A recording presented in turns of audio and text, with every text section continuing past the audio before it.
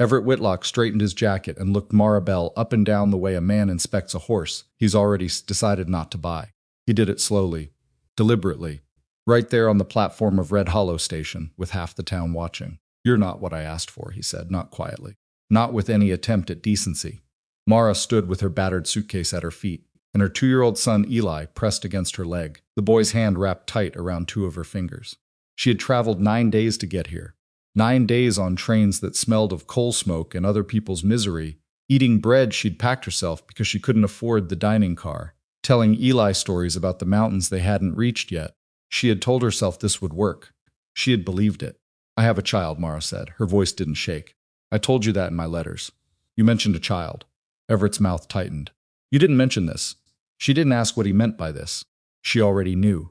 She could see it in the way he looked at Eli, not with surprise, but with something closer to contempt. She could see it in the faces of the people gathered near the station house, the women with their careful eyes, the men who had stopped their conversations to watch. If you had been standing on that platform, if it had been you, holding a child's hand, with your suitcase at your feet, what would you have done? Maribel did not beg, she did not explain herself. She picked up her suitcase, looked Everett Whitlock in the face one last time, and turned away. That moment was the beginning of everything. If this story already has you leaning forward, you're exactly who this channel was made for. Subscribe right now so you don't miss a single chapter, because this one goes places that will stay with you. Hit that like button and drop a comment telling me what city or country you're watching from. I want to see how far Mara's story travels. Now let's go back to Red Hollow.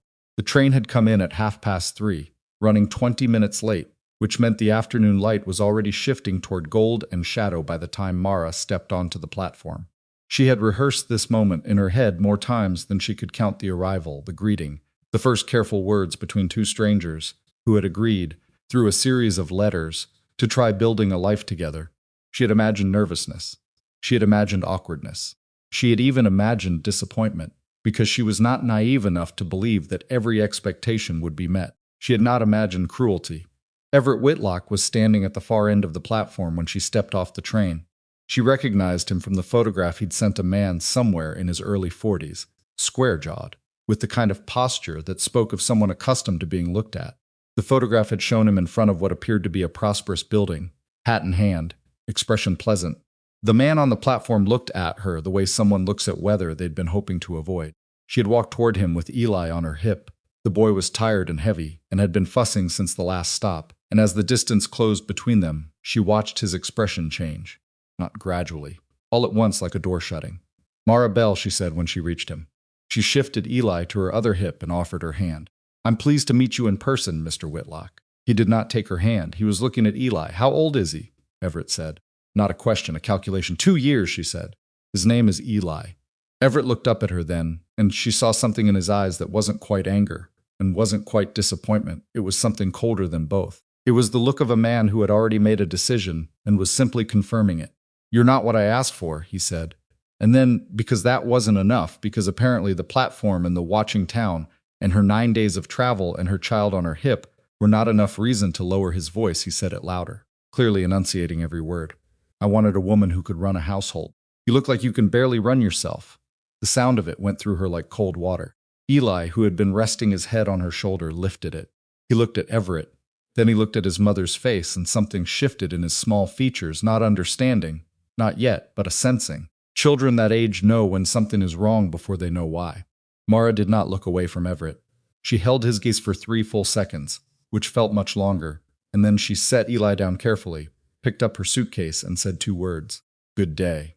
She walked off the platform and onto the main street of Red Hollow, Colorado, with her son toddling beside her, holding 2 of her fingers and 20-some-odd pairs of eyes following every step. Red Hollow was not a large town. It had the bones of ambition, a proper main street with a dry goods store, a land office, a hotel that had been painted within the last few years, a courthouse that looked recently repaired, but it had the feel of a place that was still deciding whether to grow or contract. The mountains sat behind it like a wall, close enough that the shadows came early in winter, and the wind off those peaks had a personality all its own. Mara had read about the town in the letters Everett sent. He had made it sound prosperous, full of opportunity, a place where a woman with practical skills and good character could build something lasting. What she had not anticipated was that Everett Whitlock was, from all appearances, someone the town listened to. She could tell, by the way, the crowd on the platform had fallen quiet when he spoke, and by the way, no one had said a word in her defense. Not a murmur. Not even the reflexive social discomfort that usually caused anyone to step in when a man humiliated a woman in public. They had just watched. She walked until she found a bench outside the dry goods store and sat down. Eli climbed up beside her immediately and leaned against her arm. She did not allow herself to feel what she was feeling. Not yet, because feeling it would require stopping, and she could not afford to stop. She had $4.60 in her coin purse. She had no room, no contacts, no knowledge of this town or its people, and it was a Thursday afternoon in late October. She needed to think. Hungry, Eli said. I know, she said. Give me just a minute. He accepted this with the resigned patience of a child who had been told to wait many times before, and rested his chin on her arm and looked at the street. She looked with him, because looking at Eli's face, the way his dark eyes moved from person to person, trying to make sense of everything, was the one thing that could settle her when nothing else could. She had been 23 when Eli was born. She was 25 now. The 2 years in between had been she did not have a clean word for it. Hard was not sufficient, complicated was too polite. She had lost Eli's father 11 months after the boy was born, in an accident that had also taken the small amount of stability they'd managed to build together. And since then she had been navigating a world that had very clear ideas about what a woman in her position was worth and what she could reasonably expect. She had expected Red Hollow to be a beginning, a door she could walk through. The door had been slammed in her face before she could reach the handle. She opened her coin purse and counted the money again, carefully, because the count the first time had been right, but she needed to do it again to feel certain. $4.60. She closed the purse. She needed work. She needed a place to sleep. She needed both before dark, and she needed them while keeping Eli fed and calm and not frightened, because he was 2 years old and he had already been through enough in his short life. And she had made him a promise, not in words, because he was too young for that kind of promise, but in the way she held him, and the tone she kept in her voice, and the deliberate steadiness she maintained, even when she was not steady at all inside. She stood up, took Eli's hand, and walked into the dry goods store. The man behind the counter was somewhere in his 60s, with a wide face and a mustache that had gone mostly gray, and he looked at her with the particular wariness of someone who had already heard what happened at the train platform. I'm looking for work, Mara said. She kept her voice level, professional. I have experience managing household, keeping accounts, cooking for large groups, and basic bookkeeping. I'm prepared to work for fair wages. The man's expression did not change. You're the one Whitlock turned away. I'm the one looking for employment, she said. I'd prefer to be judged on that. He was quiet for a moment. Then he said, I don't have anything. She thanked him and left. The next stop was the hotel. The woman at the front desk, younger, maybe 30, with a sharp face that suggested she formed opinions quickly and revised them, rarely told Mara that the hotel had no need for additional staff, and that in any case they preferred to hire locally. I'm here now, Mara said. That makes me local enough. The woman said nothing. Mara tried the dining room of the hotel next, and then the laundry that operated out of a building behind the feed store, and then a house near the edge of the main street where a sign in the window advertised sewing work. At each door she was received with variations of the same response, polite refusal, awkward silence, or the direct mention of Everett Whitlock's name as though it explained something. Eli was very good through all of it. He walked when she told him to walk, waited when she told him to wait, and only once outside the laundry, when the smell of the steam seemed to startle him, pressed himself into her leg and made a small sound of unhappiness. She had scooped him up without breaking her stride, carried him for a block, and set him down again when they reached the next door. By 4 o'clock, the shadows had lengthened into something more definite, and the temperature had dropped enough that she could feel it through her coat. She had tried 6 places. She had a biscuit left in her bag from the train, which she broke in half and gave to Eli while she stood on the street corner and looked at the remaining options. The weight of the afternoon was starting to press on her. She had thought she had genuinely believed that arriving here with practical skills and a willingness to work hard would be enough to give her and Eli a start. She had not been naive about the difficulties. She had known that being a widow with a young child was not an easy position. She had known that Everett Whitlock might be disappointed. She had prepared herself, or thought she had, for the ordinary difficulties of starting over in a strange place.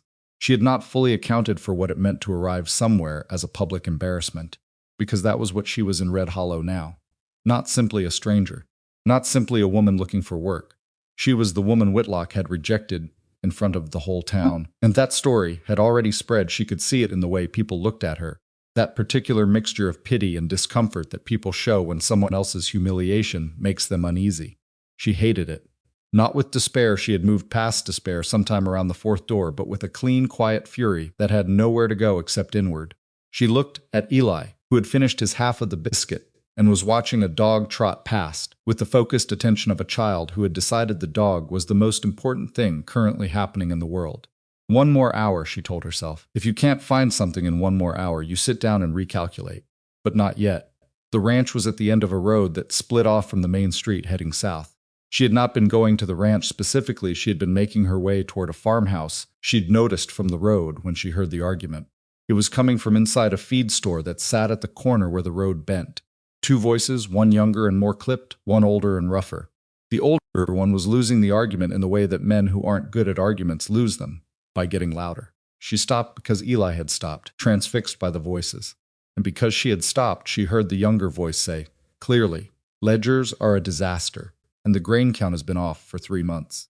You either know that, and you're ignoring it, or you've never looked. She did not go inside immediately, but she stayed close. The argument ended when the older voice said something low and final that she couldn't make out, and a moment later a man came out of the feed store moving fast and almost walked directly into her. He pulled up short, looked at her, then at Eli, then at her again. He was taller than she'd registered from the sound of his voice, with weathered skin and a jaw that looked like it had been set in stone sometime around his 30th year and hadn't shifted since. His hat was pulled low, and there was still some of the argument in his expression, but it was fading into something more neutral. Sorry, he said, and went to step around her. You have a ledger problem, she said. He stopped. She did not know what made her say it. Desperation, probably.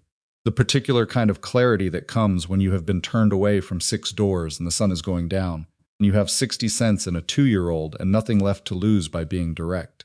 Excuse me, he said, I heard you in there. Grain count off for 3 months. Ledgers in poor condition. That's a management problem, not a supply problem. And if you're fighting with your supplier about it, you're looking at the wrong thing. He stared at her for a long moment.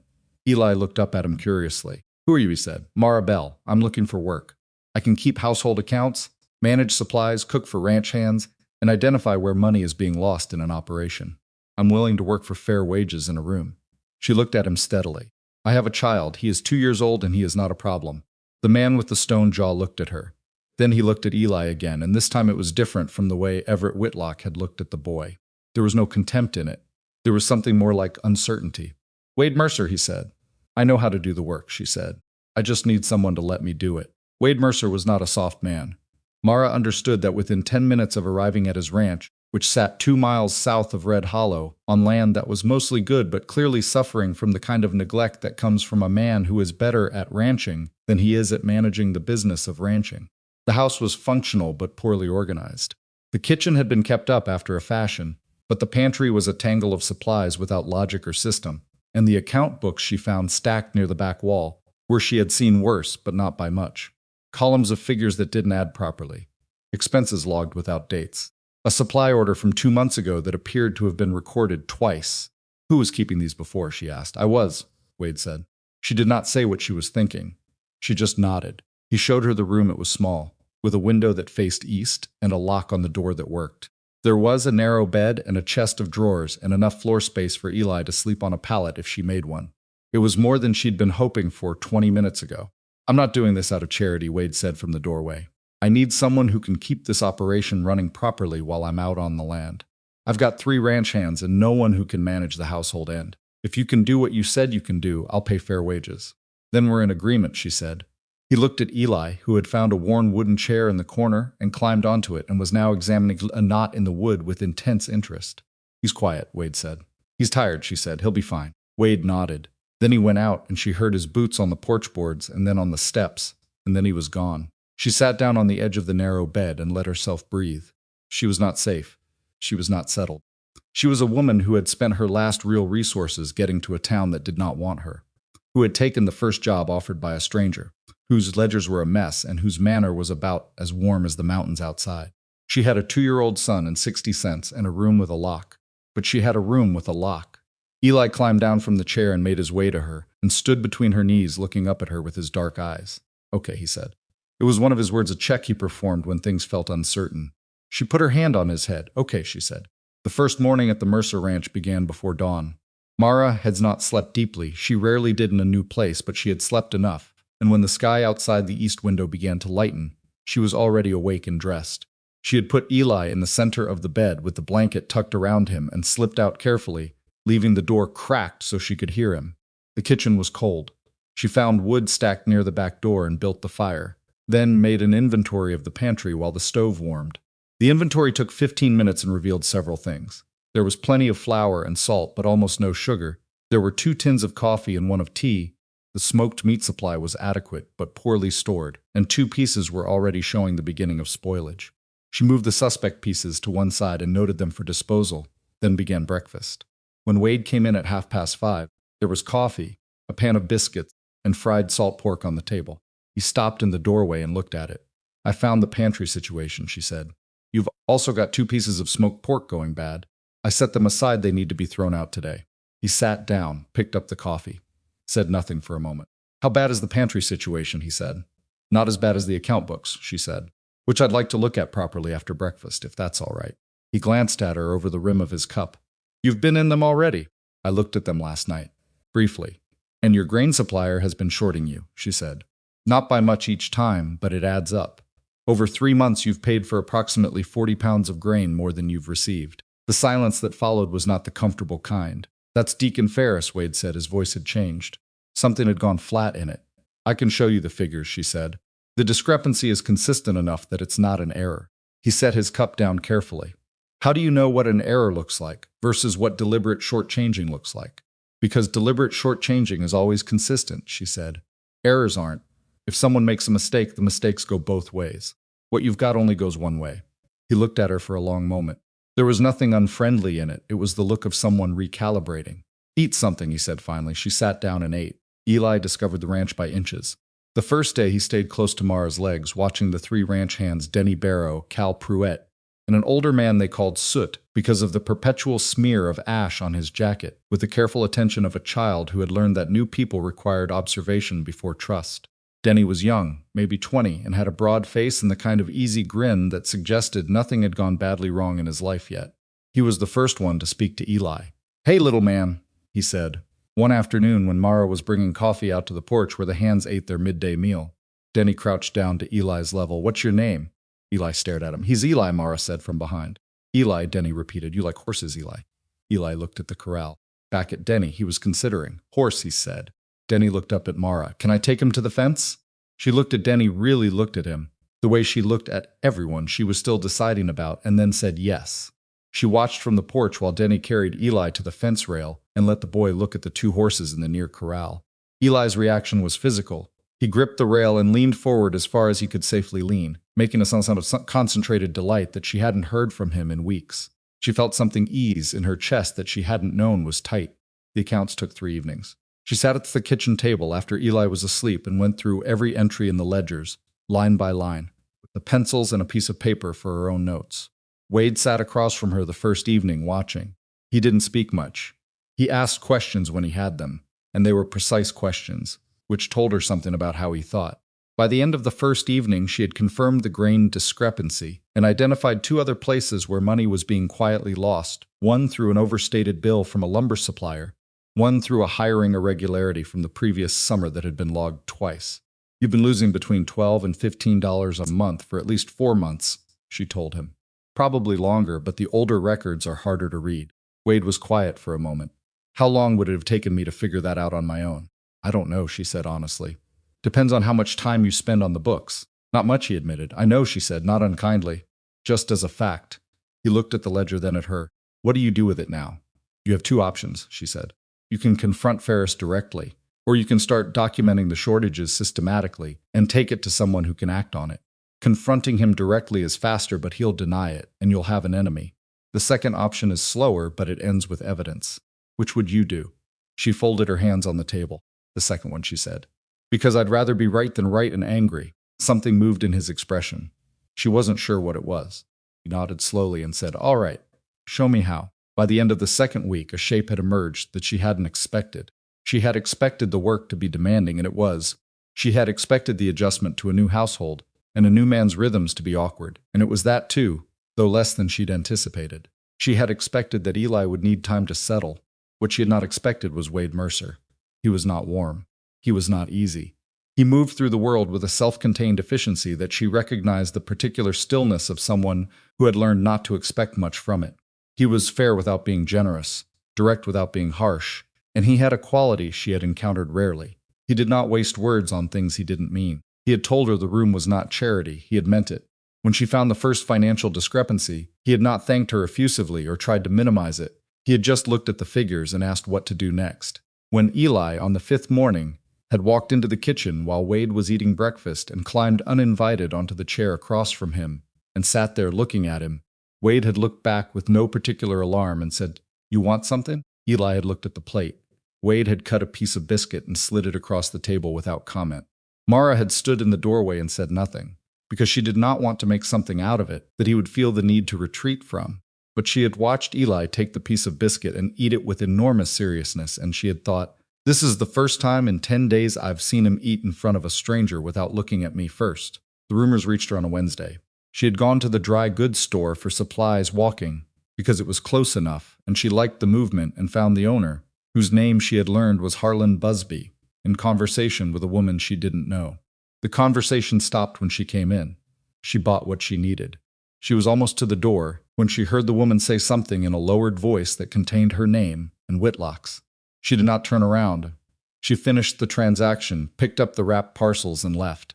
That evening, after supper, she told Wade what she'd heard. He was quiet. "What is he saying?" she asked. "I don't know exactly." But his voice was careful in a way it hadn't been before. "Wade." He looked at her across the table.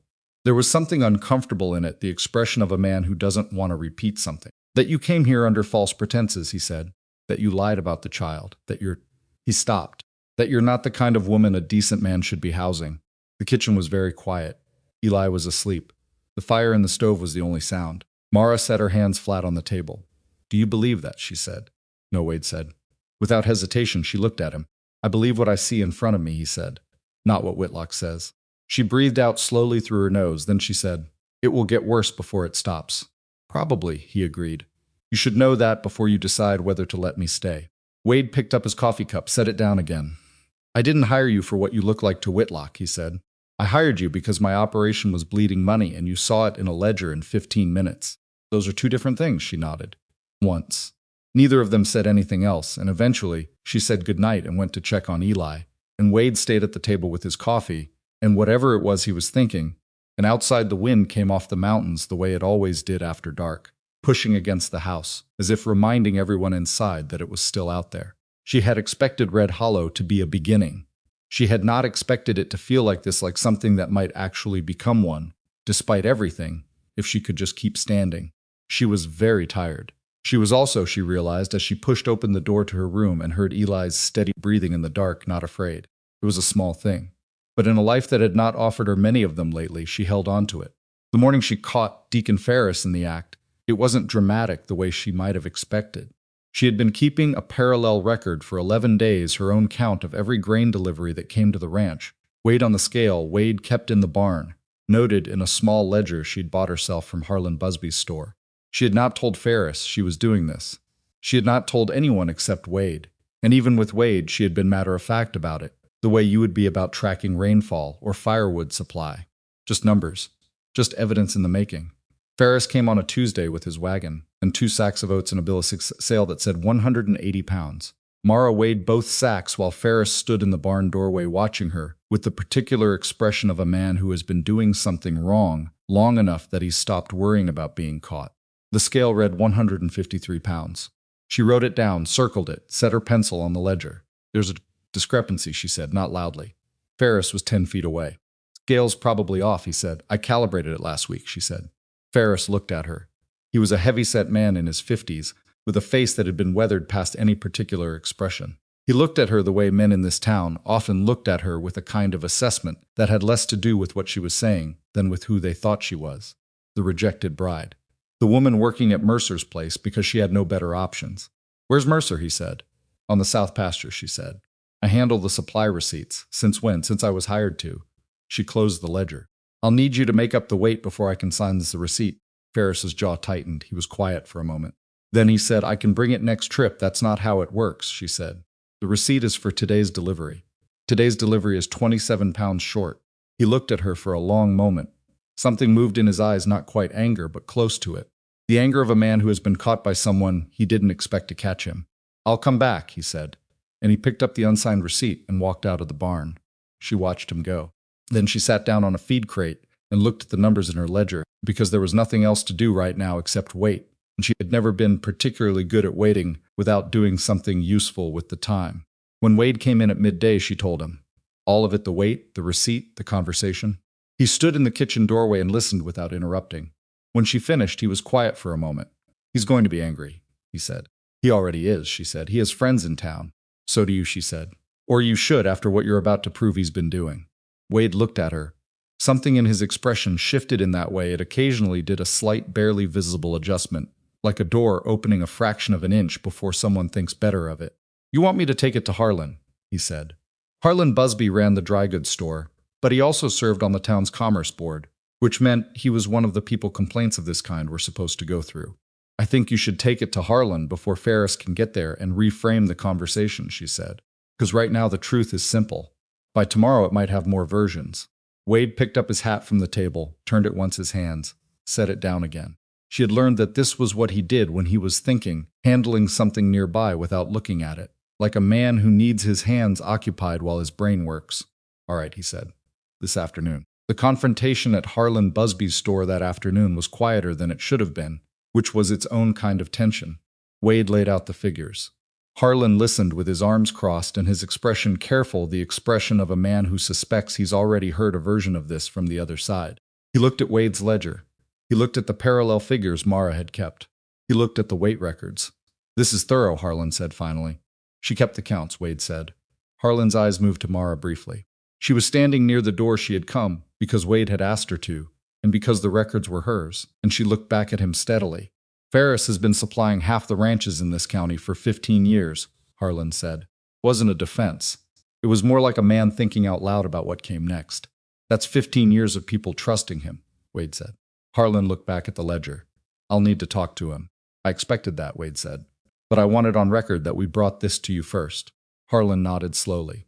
It was the nod of a man who understood the significance of first, who came forward, when, and with what evidence. "It's on record," he said. They walked out into the afternoon air, and Mara pulled her coat closed against the October wind, and Wade walked beside her without speaking for half a block before he said, "You knew Ferris would go to Harlan after you turned him away." "I thought he might," she said. "That's why you wanted me to go first." "Yes." Another half block of silence. A wagon passed them going the other direction, the driver giving Wade a brief nod that he returned. "You're always 3 steps ahead," Wade said. It wasn't quite a compliment, and it wasn't quite a complaint. It was more like an observation about someone who operates in a way he hasn't encountered before. "I'm usually 2 steps ahead," she said. 3 is when I'm nervous." He looked at her sideways. For a moment she thought he was going to say something more, but he didn't, and they walked the rest of the way back to where his horse was tied without talking, which was not an uncomfortable silence so much as a comfortable one, the kind that exists between people who have found a working rhythm with each other. Eli had a bad night that week. She didn't know the cause. Sometimes he had nights like this, where he woke crying for reasons he couldn't explain, and the only thing that helped was holding him and waiting. She sat with him in the rocking chair she'd found in the corner of the storage room and dragged to her room, rocking in the dark, and Eli gradually quieted but didn't sleep, just pressed his face against her shoulder and breathed. She had learned not to ask him what was wrong on nights like this. He didn't know, he was 2. The question only frustrated him. She heard movement in the hallway. Wade, probably coming back from a late check on the livestock. She heard him stop outside her door, and then he knocked once, very quietly. "Everything all right?" he said through the door. "Yes," she said. "He just had a hard night. We're fine." A pause. "Need anything?" She looked at Eli, whose breathing had steadied. "No, thank you." Another pause. Then the sound of his footsteps moving away down the hall. She sat for another 20 minutes, and by the end of it Eli was asleep, and she was almost there herself. And she thought, before she dropped off, about how strange it was, the things that made a place feel survivable. Not necessarily the big things. Not a formal welcome or a show of generosity. Just a knock on a door in the middle of the night. Just someone making sure. The women of Red Hollow began to appear in her peripheral vision sometime during the 3rd week. Not to welcome her. Not yet. That would have required a consensus this town was not ready to reach. Because Everett Whitlock was still a presence and his opinion of Mara Bell was not a secret. But they watched. She was aware of being watched in the dry goods store, in the street, at the twice-weekly market where she went for eggs and fresh vegetables. She did not avoid their attention. She also did not perform for it. She moved through her errands the way she moved through everything straightforwardly, without apology, without the particular anxious eagerness of someone who desperately wants to be liked. The first actual conversation happened on a market morning when a woman named Louise Gentry stopped beside her at the vegetable stall and said, without preamble, "You're the one keeping Mercer's books." "Yes," Mara said. "He's been losing money for 2 years," Louise said. "Everybody knew it but him." "Everybody knew about Ferris?" "Suspected," Louise said. She was a solid woman in her late 40s, with gray coming into her hair and a directness in her expression that Mara immediately respected. "Ferris is careful. He doesn't take enough to make anyone certain."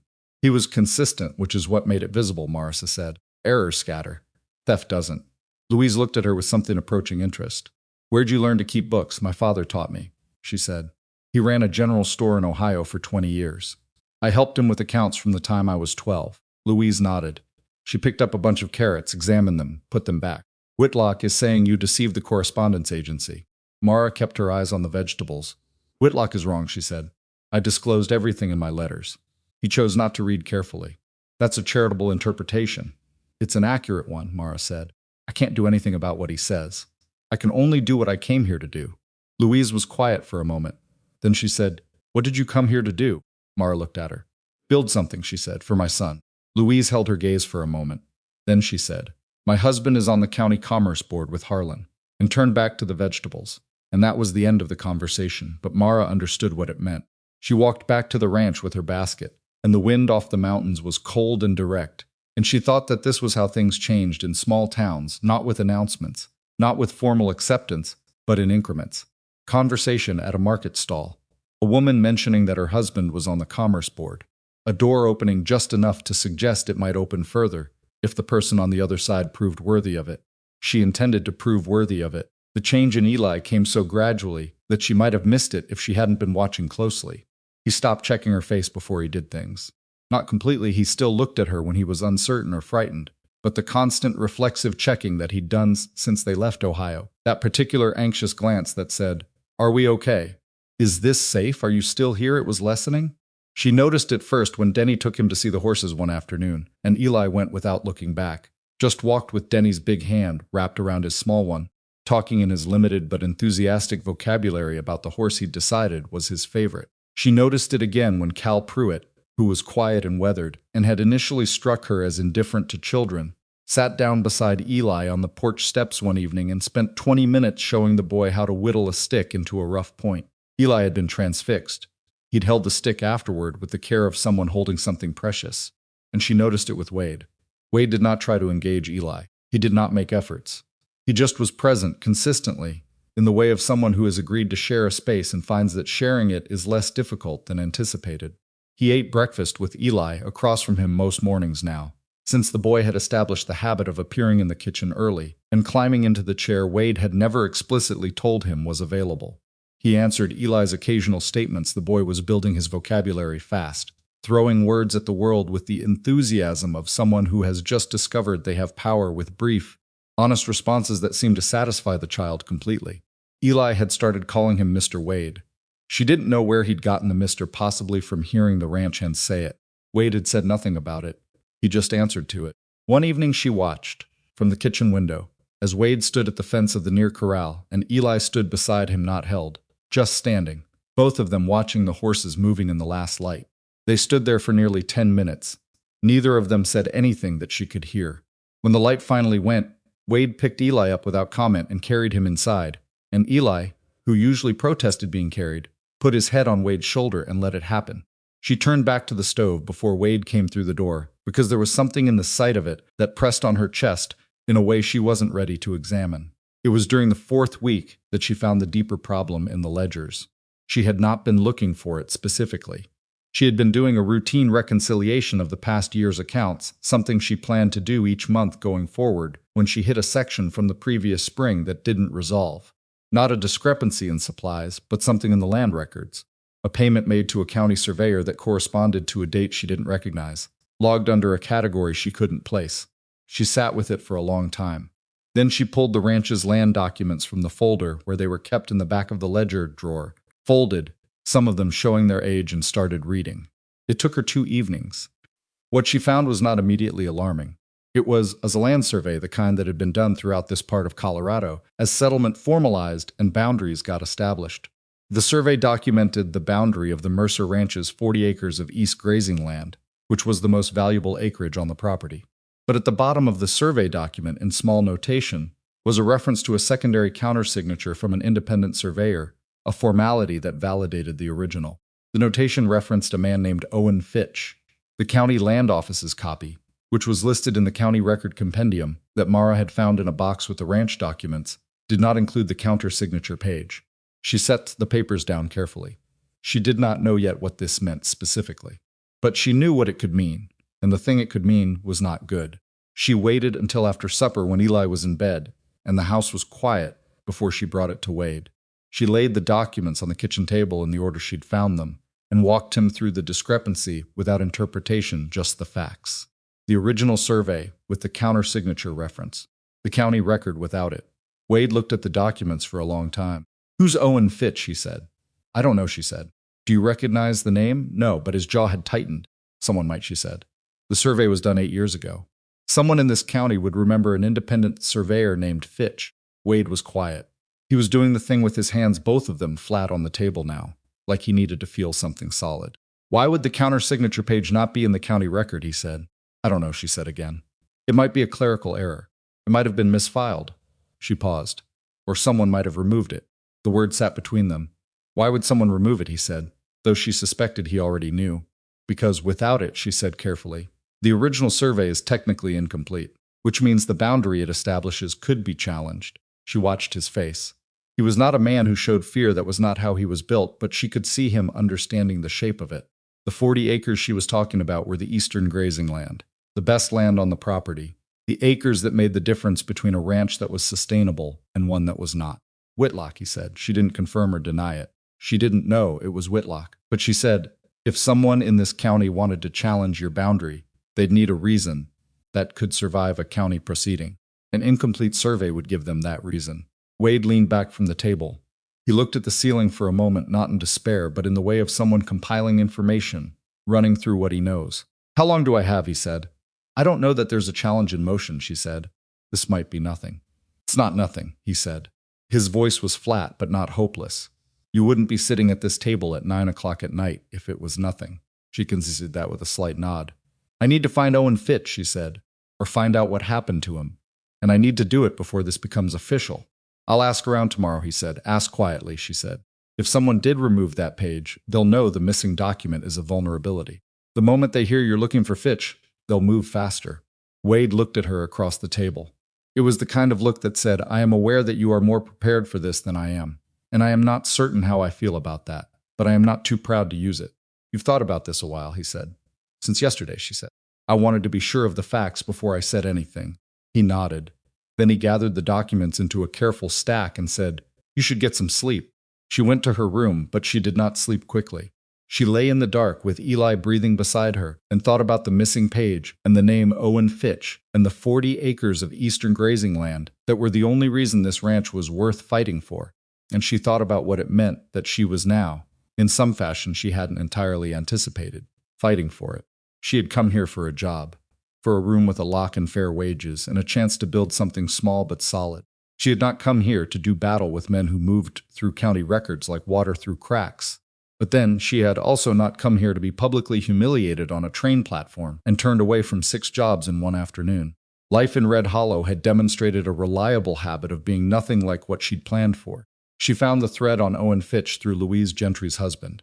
Gentry came to the ranch on a Thursday, not officially, just passing by, the way people passed by when they wanted to have a conversation that wasn't quite official. He was a quieter man than his wife, with a careful manner and the deliberate speech of someone who chooses words like he's paying for them. He had clearly already spoken to Louise, and Louise had clearly spoken with more candor than she'd shown at the market. "You're looking into the Mercer land survey," he said. She was in the kitchen. She didn't offer him coffee. She didn't want this to be a longer conversation than it needed to be. "I'm looking into some documentation questions," she said. "Related to the ranch's records. Owen Fitch is in Durango," Gentry said. "Has been for 3 or 4 years. He left county work after a disagreement with the land office about how surveys were being filed." She felt something sharpen in her attention. "What kind of disagreement?" The kind where his name kept getting left off documents, Gentry said. He said it. Nobody listened to him. He looked at her steadily. He's retired now, but he kept his copies. She was quiet for a moment. Why are you telling me this? Gentry put his hat back on his head. Because Whitlock has been talking to the county assessor, he said. Has been for about 2 weeks. And I don't think it's about anything as simple as property taxes. After he left, she stood at the kitchen window for a long time. So it was already in motion. Whitlock had already begun, which meant the timeline she'd been working with, careful, methodical, gathering evidence before acting, had just compressed significantly. She thought about what Wade had said the first week, when she told him to take the Ferris evidence to Harlan before Ferris could get there first. The truth is simple now. By tomorrow it might have more versions. It applied here. It applied exactly here. She needed Owen Fitch's written confirmation of the countersignature before Whitlock could formalize whatever he was building, and she needed it in a form that a county proceeding could not dismiss. She had never been to Durango. She did not know Owen Fitch. She had no authority, no official standing, no legal training. She had a ledger, a name, an address she was going to have to get from someone, and a 2-year-old son who needed her to not fail at this. She pulled her coat off the hook by the door. Wade came in from the south pasture at 4:30 and found her at the kitchen table with a sheet of paper in front of her and a pen in her hand. Eli was asleep on his pallet. He'd been overtired that day and gone down early. The house was quiet in the particular way that meant something was happening that the quiet was trying not to disturb. He hung up his hat and coat and came to the table and looked at what she'd written. You're writing to Fitch, he said. A letter takes 2 weeks, she said. I know, but it starts the contact. And if he's the kind of man who kept his copies after leaving county work over principle, he's the kind of man who'll respond. Wade pulled out the chair across from her and sat down. He had been out in the cold all day, and she could see it in his face, the particular weariness of physical labor in low temperatures, the way it sits in the jaw and the shoulders. We need to talk about Whitlock, he said. Yes, she said. He filed something with the county assessor this week. Gentry told me this afternoon, I know. Gentry stopped here this morning. Wade looked at her. He came here. He came through, she said carefully. He had some information about Fitch. A muscle moved in Wade's jaw. Not anger, something closer to the frustration of a man who is always slightly behind the conversation he's in. What did you find out, he said. She told him. All of it.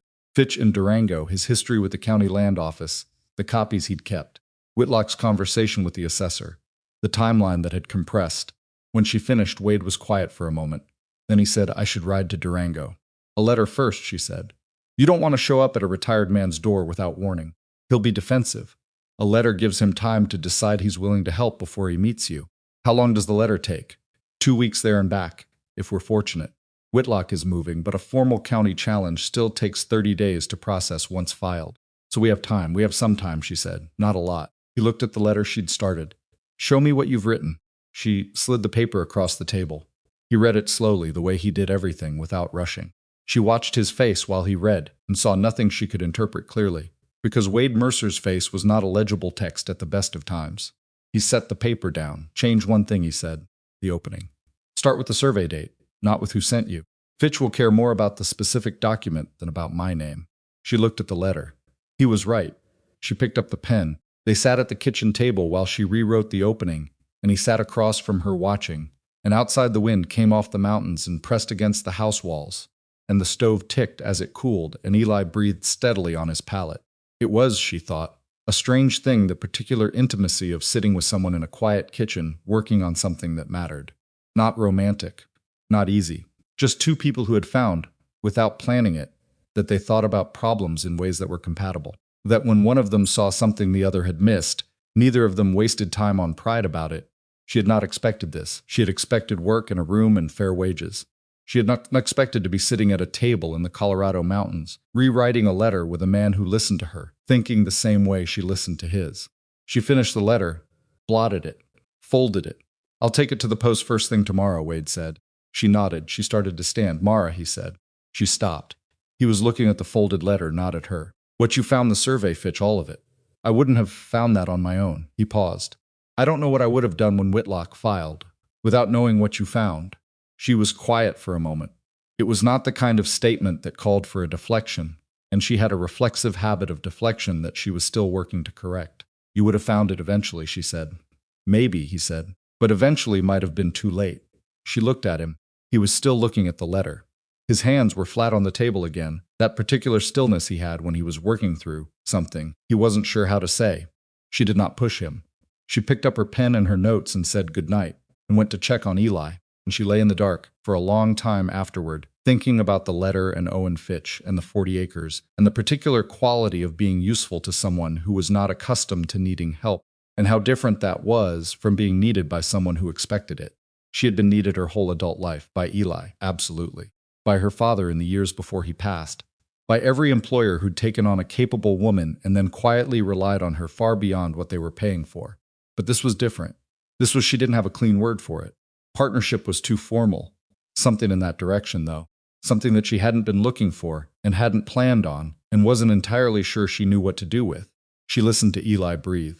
Outside, the wind was doing what it always did at night in Red Hollow, pressing against the house, reminding everyone inside that the mountains were right there and they were enormous, and this small house full of its small urgent concerns was from a certain altitude, very small indeed. She had never found that thought discouraging. She had always found it steadying. She closed her eyes, and eventually she slept. The letter went out on a Friday morning, which meant there was nothing to do but wait and waiting. Mara had learned over the past month in Red Hollow was not a passive condition. It was something you had to actively manage, like a fire that needed tending, or it would either go out or burn the house down. She managed it by working. The household had taken on a shape she recognized now, the particular rhythm of a functioning operation. Meals at predictable times, supplies tracked and ordered before they ran low. The account books balanced and legible in a way they had apparently never been before her arrival. Denny had told her, with his easy grin, that the previous year's accounts had been kept in what he described as Wade's unique system, which mostly meant writing things down when he remembered, and not when he didn't. She had laughed at that, which had surprised Denny, who had still been uncertain about her at that point. The laugh had seemed to settle something between them. But a functioning household was not by itself enough to fill the particular anxious space that the Whitlock situation had opened in her mind. She knew he had filed something with the county assessor. She knew Gentry had said 30 days for a formal challenge to process. She did not know exactly what form the filing had taken, which meant she could not precisely calculate how much of those 30 days had already elapsed. The not knowing was its own kind of weight. She carried it through the second week of November in the way she carried most difficult things quietly, without showing the full mass of it to anyone, while continuing to do everything else that needed doing. She made breakfast. She kept accounts. She managed the supply runs and caught a second irregularity in a lumber bill that had come in, while Wade was occupied with the south fence repair. She wrote it up in her notes, presented it to Wade that evening in 2 sentences, and moved on. She was very good at moving on. It was not always the same as being fine. The rumor that reached her on a Wednesday morning in the 3rd week was not at first alarming. She had gone to the market. It was one of her twice-weekly trips, and Louise Gentry had been there. Not at the vegetable stall this time, but at the far end near the dry goods. And Louise's manner when she spotted Mara was the particular manner of a woman who has something to say, and is deciding how much of it to say in public. They moved to the edge of the market, away from the thickest part of the crowd, and Louise said, without excessive preamble, "Whitlock has been talking to the women's circle." Mara absorbed this. The women's circle in Red Hollow was the kind of institution that operated as the town's unofficial record keeper. It knew things before the newspaper did, remembered things the town preferred to forget, and shaped opinion in ways that were difficult to trace and impossible to confront directly. "About what specifically?" Mara said. "About you," Louisa said. "About your arrangement at the Mercer Ranch." She paused with the delicacy of someone choosing words in a minefield. "He's not saying anything that has a clear shape. It's more suggestions. Questions posed in a certain tone." "What kind of questions?" Louise looked at her steadily. "Whether a woman in your position ought to be living under a single man's roof without a formal arrangement between them. Whether the nature of your employment is entirely above reproach." She paused again. "Whether your child's situation might reflect on your character." The cold that came over Mara at that last sentence had nothing to do with the November air. She was careful about her expression. She had learned over the past weeks that her face was one of the few things in Red Hollow she had full control over, and she was not going to waste that control now. "He's moving on 2 fronts," she said. It came out steadier than she'd expected. "That's what it looks like to me," Louise said. "The land challenge is official. This is personal." She thought about it. "He can't destroy the ranch through gossip, but he can make it harder for the county to take my side in any proceeding if my reputation is already compromised." Louise looked at her with something that was almost but not quite admiration. "You think clearly when you're angry," she said. "I'm not angry yet," Mara said. She went home and told Wade. He was in the barn when she got back, running his hand along a fence post he was repairing, and she stood in the barn doorway with her market basket and told him what Louise had said. She told it straight through, without softening and without dramatics. The way she always delivered information to him, because she had learned that he processed things better that way. When she finished, he didn't say anything for a moment. He set down the post and looked at his hands. He's going after your reputation because he can't go after your competence, he said. Yes, because you haven't done anything wrong. That is generally why people attack reputation instead of facts, she said. He looked at her. His jaw was doing the thing it did when he was containing something. What do you need from me? Nothing dramatic, she said quickly, because she could see the shape of what he was considering, and dramatic was precisely the wrong response. If you go to Whitlock directly, it gives him something to work with. It makes you look defensive, which makes me look like I need defending, which is what he wants the town to think. So what then? I just let him say it. You keep acting as though nothing he says matters, she said. Because it doesn't, unless we make it matter. He picked up the fence post again, set it down, picked it up, and if the women's circle turns us on you. Some of them will, she said. Some already have. But Louise is there, and she is not a woman who changes her mind based on what Everett Whitlock implies in a room. She paused. And the women who are wavering are watching how I respond. If I panic, or if you respond with too much force, they'll decide the gossip has some truth in it. If we both just continue doing the work, he said. Yes, he was quiet. She could see him wrestling with it, the particular frustration of a man who is built for direct action, being told that the correct response to an attack was to appear not to notice it. It went against every instinct he had. This is going to take longer than the land challenge, he said. Reputation always does, she said, but it also builds.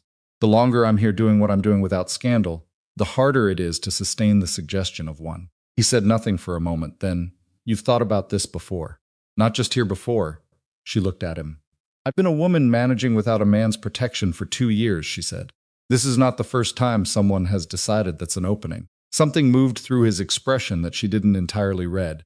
He nodded once, and picked up the fence post and went back to what he was doing, and she took her basket into the house, and that was the conversation. It was not the conversation that kept her up that night. It was the word he'd used, without seeming to notice he'd used it, protection, as in the absence of it. As in something she had been navigating around for 2 years so automatically that she barely registered it anymore. She did not think of herself as unprotected. She thought of herself as self-sufficient, which was different. But lying in the dark, she acknowledged, more honestly than she usually allowed herself, the two things were not actually the same. Self-sufficiency was a strategy. The absence of protection was a condition. They could coexist in the same person for a long time before the difference became visible. She wasn't sure what to do with that thought, so she set it aside and thought instead about Owen Fitch and Durango, and whether the letter had arrived, and whether he was the kind of man who answered letters promptly. She needed that letter back before Whitlock's 30 days were up. Eli fell down the porch steps on a Thursday afternoon and cut his chin. It was not serious, she could see that within seconds of reaching him, but it bled the way face cuts bleed, which is dramatically, and Eli's reaction was not crying but a kind of stunned stillness that was somehow worse. That particular shocked silence of a child who has hurt himself badly enough that the sound hasn't caught up to the pain yet. She had him in her arms and was assessing the cut when she heard boots on the porch behind her. Wade had come around the side of the house. He'd been working on the water trough nearby, and he crouched down on Eli's other side and looked at the cut with the quick, practical eye of a man who had dealt with ranch injuries. "It'll need cleaning," he said. "Hold still, bud." Eli, who had not cried yet, looked at Wade. Then he did cry, not the frantic crying of serious pain, but the relieved crying of a child who has been seen, who has had the injury acknowledged by someone whose opinion matters. It was in its way a remarkable thing to watch. The sound had finally caught up, and it came out not because Wade had scared him, but because Wade being there had made it safe to fall apart a little. She carried Eli inside, and Wade brought water and clean cloth, and they dealt with it together at the kitchen table, her holding Eli still, Wade cleaning the cut with matter-of-fact efficiency, Eli crying steadily and then less steadily, and then by the time it was done, not at all. Wade tied a small strip of clean cloth under Eli's chin, which was almost certainly unnecessary for a cut this size, but which Eli regarded with great seriousness as soon as he saw it in the reflection of the window glass. "Does it need sewing?" she asked. "No," Wade said. "It's small, it'll close on its own." Eli touched the bandage carefully with 2 fingers. Then he looked at Wade. "Better," he said. "Better," Wade agreed. She watched Wade push back from the table and go to rinse the cloth at the basin, and she watched Eli watch him, and she thought, something has shifted. Not today was just the moment when it became visible. Something had been shifting for weeks, in the mornings at the breakfast table, and the evenings at the fence, and all the ordinary, unremarkable moments in between, and the result of it was that her 2-year-old son, who had arrived in Red Hollow clinging to 2 of her fingers and checking her face every 30 seconds to confirm the world had not ended, now said better to Wade Mercer and accepted it as sufficient. She turned back to the stove before either of them could see her face. Fitch's letter arrived on a Friday 16 days after they'd sent theirs. She was the one who collected the post. It was part of her market run, and she saw the Durango postmark and felt something release in her chest that she hadn't realized was clenched. She carried it home unopened, because it was Wade's ranch and Wade's land, and the letter should be opened by the person it was addressed to. She set it on the kitchen table when she got in and said, Fitch wrote back. Wade came in from outside within 5 minutes. She had not gone to find him. She had simply put the letter on the table and started preparing the midday meal, and he had, apparently, sensed something through whatever instinct had been building between them, because he came in faster than the usual schedule called for. He picked up the letter and read it, standing at the table. She watched his face while he read. She could not tell from his expression what the letter contained he was that controlled even now, but she could tell from the time he spent on it that it was longer than a simple refusal. A refusal would have been short. He set the letter down when he was done and looked at her. He has the countersignature page, he said, his personal copy. He kept copies of everything from every he countersigned in this county. The relief was so clean it was almost physical. He'll testify to it? He says he'll provide a written attestation and will travel here if the county proceeding requires a physical witness. Wade paused. He also says, he stopped. What? Wade picked up the letter again and read from it directly, which was not something he did often. The omission of the countersignature page from the county record was not, in my professional judgment, accidental. I raised the matter with the land office at the time and was told the document had been properly filed. I've waited some years for someone to notice the discrepancy. He set the letter down. He's been waiting. She stood very still. The implication of that was significant. If Fitch had raised the issue at the time, if he had told the land office the page was missing and been dismissed, then the omission had not been a clerical error. Someone at the land office, or with influence over it, had ensured the countersignature page didn't make it into the county record. 8 years ago. How long has Whitlock been in this county, she said. Born here, Wade said. She looked at the letter on the table. 8 years was a long time to hold a strategy in reserve. It meant this was not an impulsive attack, it was something that had been prepared. Something that had been waiting for the right moment, or the right vulnerability, or possibly both. He's been planning this, she said, maybe Wade said. Or he found out the page was missing and decided to use it when he had reason to. Either way we have Fitch, she said, and Fitch is on the record. She exhaled slowly. You need to take this to Harlan today. Before the end of business. She was already thinking through the sequence. Harlan knows people at the county land office.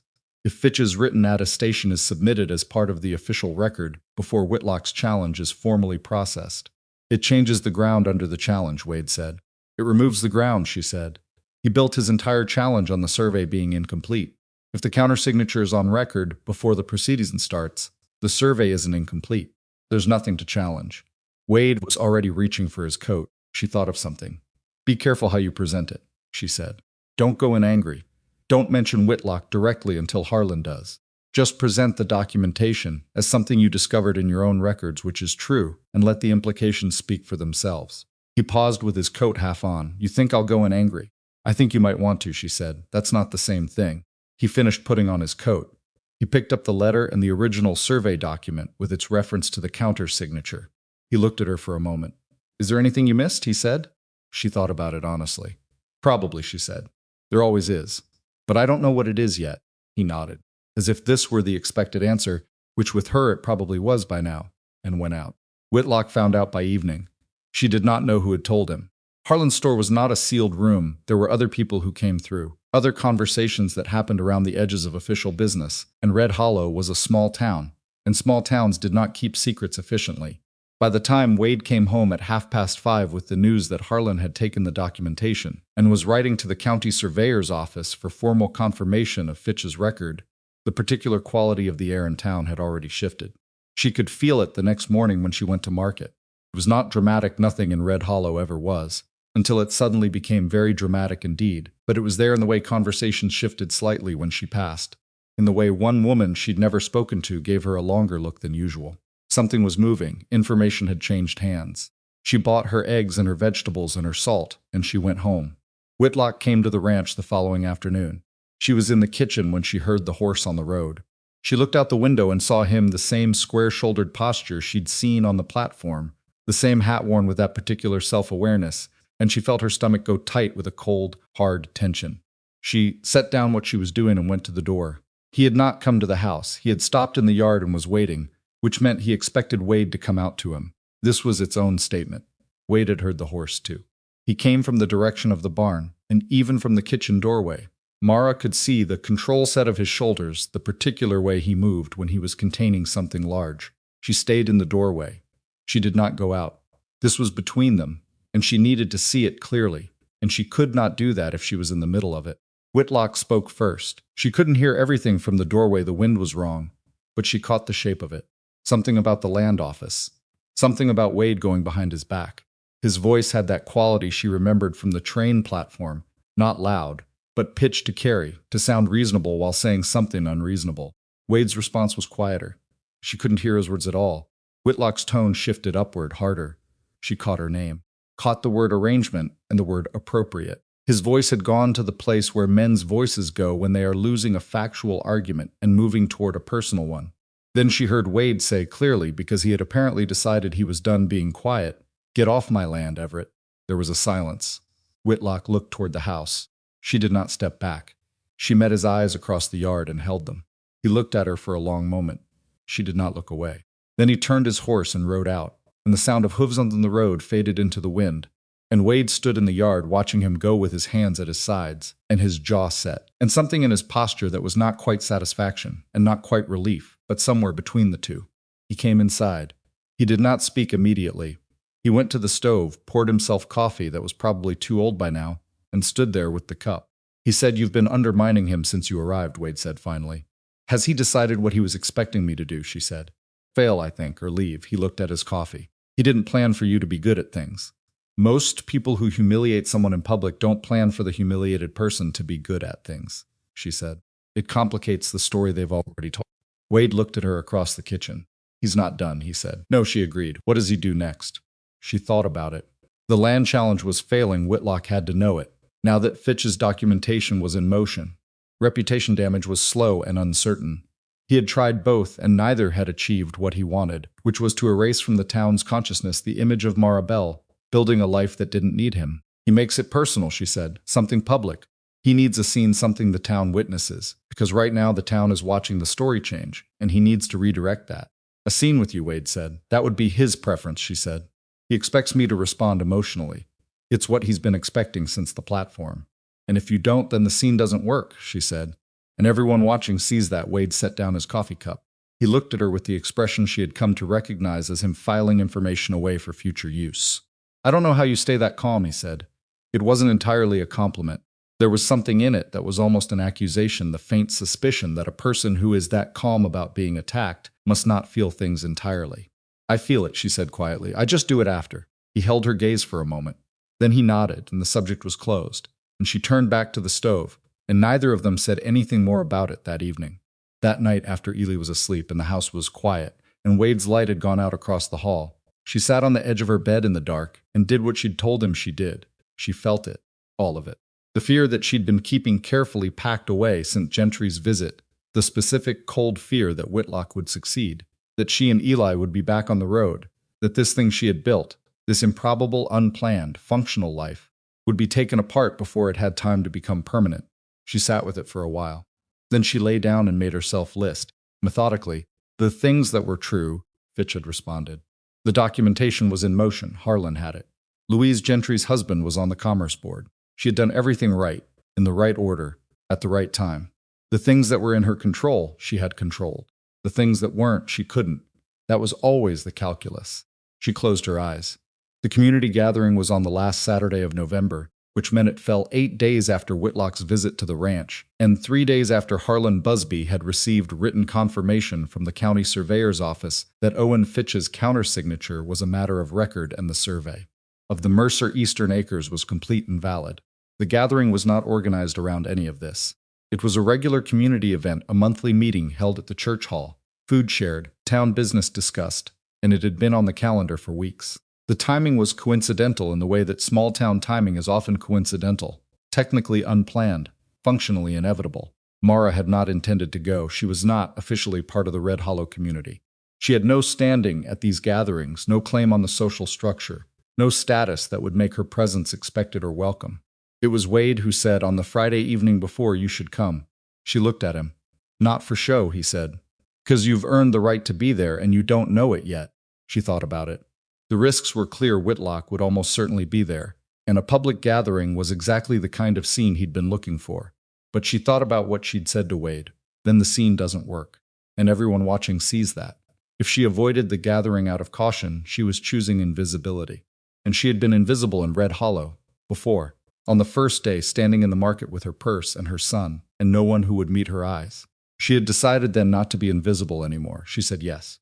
She wore her better dress, not the traveling dress she'd arrived in, which was beyond recovery, but the gray wool she'd bought secondhand and altered to fit. She put Eli in the clothes she'd mended and freshened for him. She did not attempt to look like something she wasn't. The church hall was warm and loud with conversation when they arrived. She felt the shift in the room the moment she walked in, not hostile but aware. The particular awareness of a room that has been talking about someone and suddenly has that person in it. Wade was beside her, close enough that people would see it, but not close enough to be misinterpreted. He knew the room. He'd been coming to these gatherings for years, and he moved through it in the way of someone at home, which meant she was, by proximity, also moving through it that way. Louise Gentry found her within 5 minutes, which was not an accident. "You look like you belong here," Louise said. "I'm working on it," Mara said. "That's the right answer," Louise said, and steered her toward a group of women near the food table. The next hour was work of a different kind, the careful social labor of a newcomer in a room that already has its structures. She said things she meant. She listened to things that were being told to her, with more than their surface meaning. She watched, as she always watched, the way the room organized itself, who deferred to whom, which conversations were happening with an eye toward the door. Whitlock arrived late.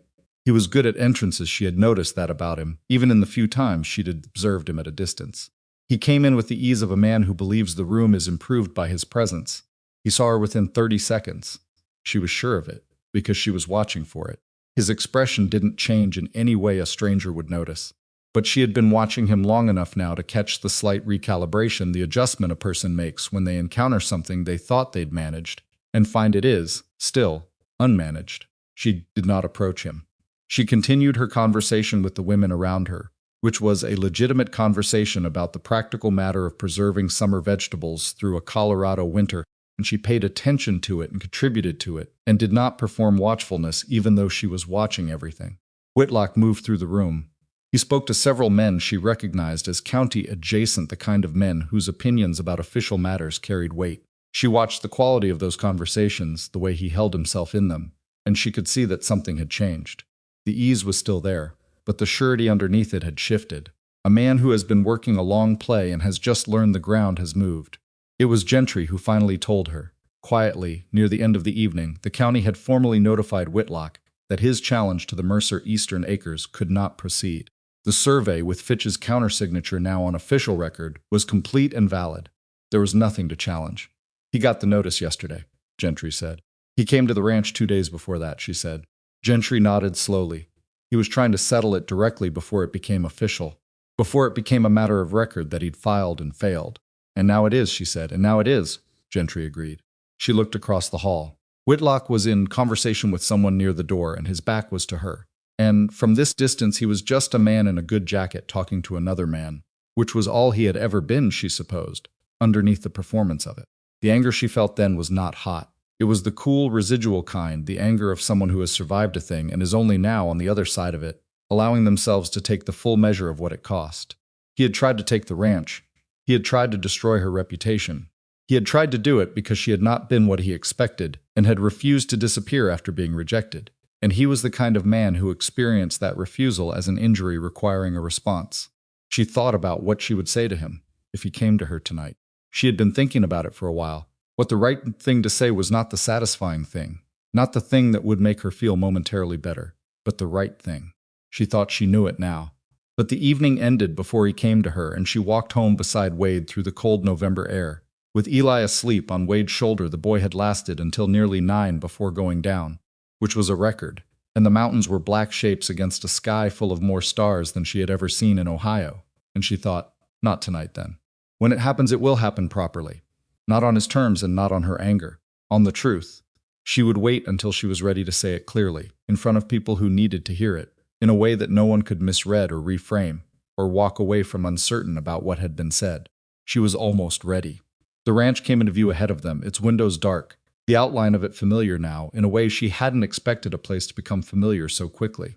Wade shifted Eli's weight without waking him, and she opened the porch door, and they brought her son inside out of the cold, and for the moment that was enough.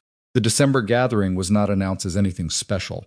It was the first Saturday of the month, same as always, the church hall, the shared food, the low hum of a town taking stock of itself before winter settled in completely. But the December gathering had a quality the November one hadn't, and Mara felt it the moment she walked through the door. The room already knew what had happened with the land challenge. Not as rumor, not as speculation, but as fact. The kind of fact that changes the way a room arranges itself around certain people. She had spent the 2 weeks between gatherings doing what she always did, working. The accounts were current. The pantry was organized for winter, properly stocked against the months when road travel became difficult and supply runs infrequent. She had written a letter to Owen Fitch, thanking him for his documentation and his willingness to travel if needed, and Fitch had written back briefly a retired man's reply, economical with words saying the matter had been handled correctly, and he was glad someone had finally looked. She had read that letter 3 times. There was something in finally that stayed with her. Wade had said little about the challenge's collapse beyond what was practical. He had confirmed with Harlan that the county notification was official. He had noted the formal closure of the matter in the ranch ledger, which Mara found oddly moving the penciled notation in the account book. Eastern Acres, boundary confirmed, December 1888. 8 years of a missing page, 1 month of looking. 1 line in a ledger. She had not yet spoken to Whitlock directly. She had been waiting, as she'd told herself on the walk home from the November gathering, waiting for the right moment, the right room, the right version of the truth she wanted to say. The December gathering, she understood when she walked through the door, was going to be that room. She did not seek him out. That was the important thing. She was not there to confront him. She was there, because she had earned the right to be there, and because disappearing now would have meant something she wasn't prepared to let it mean.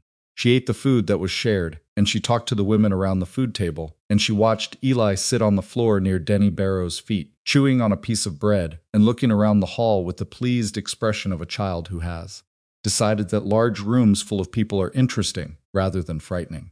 That shift alone, Eli comfortable in a crowd, was worth the price of the whole difficult autumn. Louise Gentry was there, and Gentry himself, and 3 other women Mara had come to know in the market over the past weeks. A woman named Ruth Halverson, whose husband ran the mill, a younger woman named Pearl, whose family had been in Red Hollow for 2 generations, and an older woman everyone called Mrs.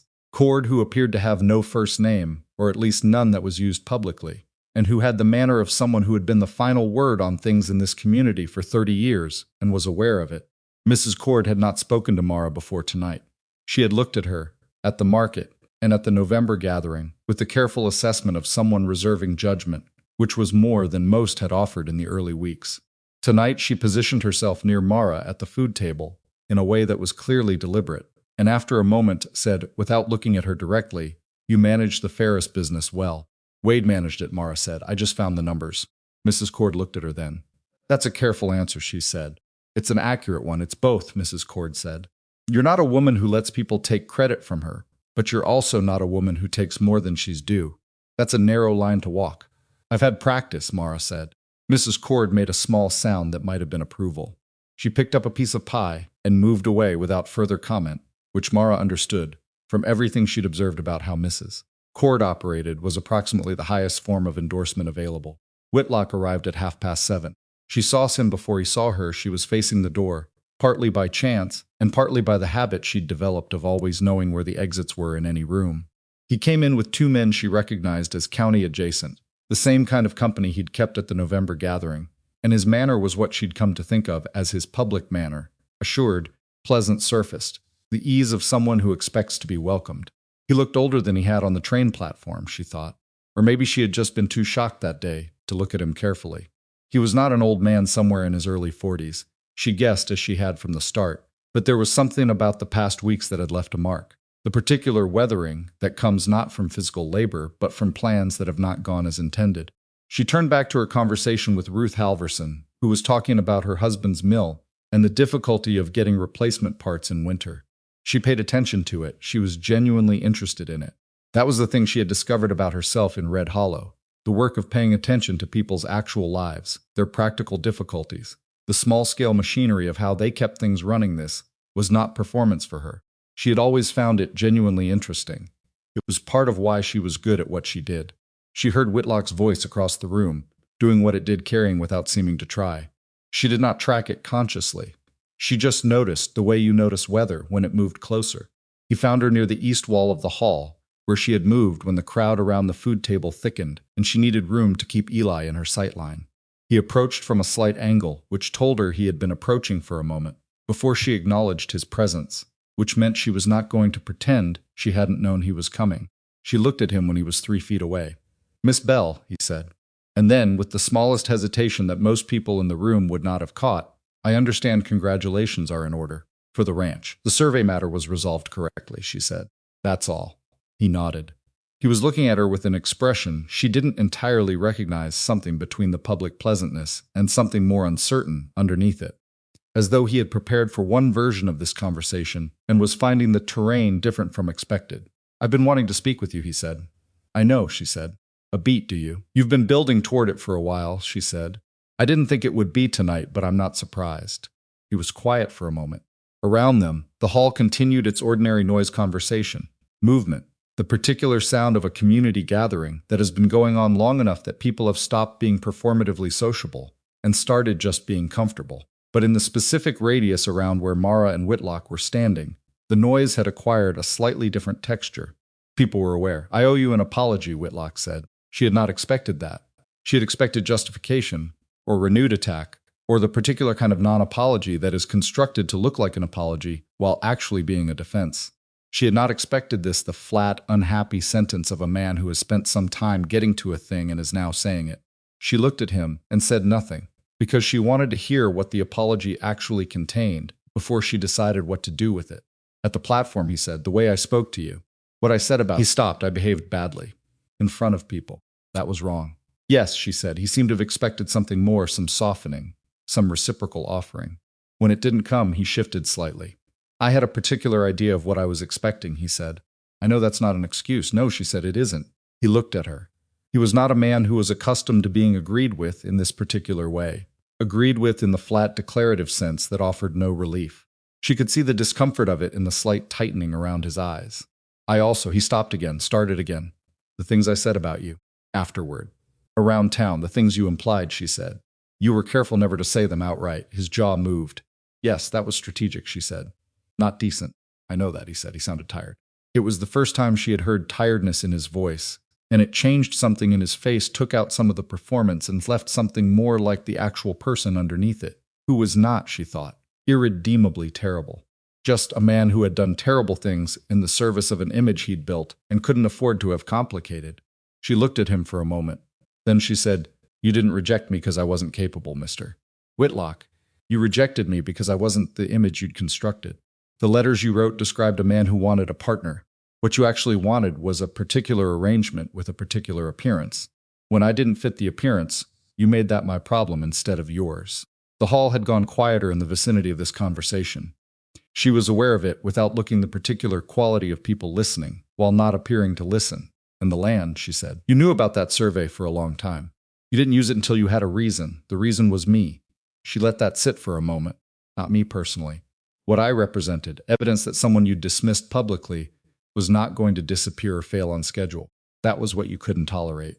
Whitlock was very still. "I'm not telling you this to wound you," she said. "I'm telling you because you started this conversation with an apology, and I think it deserves a true response. You can't apologize correctly for something you haven't accurately understood." The silence between them was not hostile. It was the silence of something being considered, a man holding words that he did not want to be right but could not find the mechanism to refute. "You may be correct," he said finally, low. "Not for the room."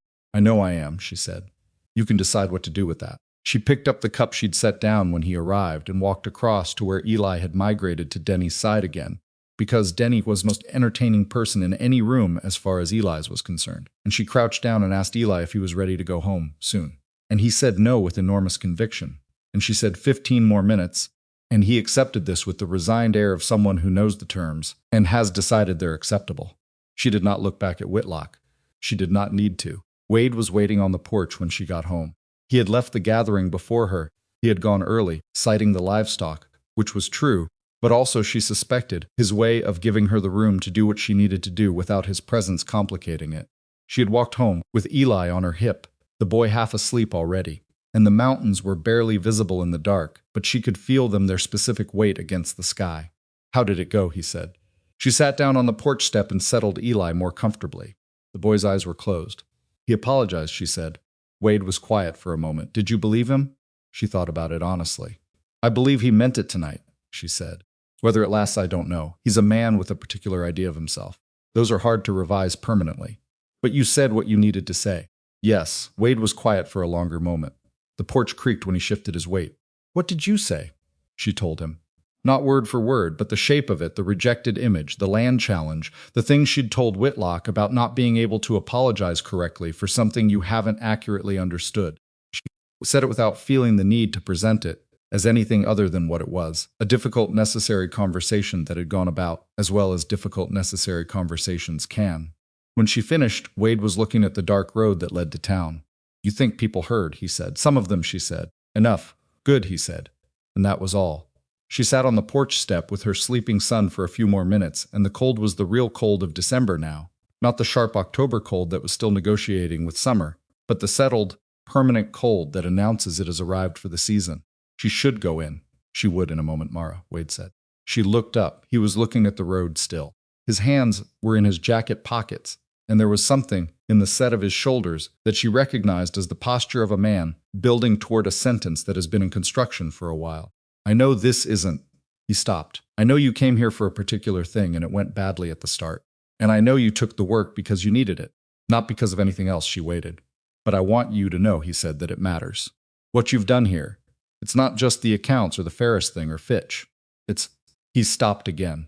He was not a man who had practiced this kind of speech, and it showed. It showed in the way that made it more real, not less.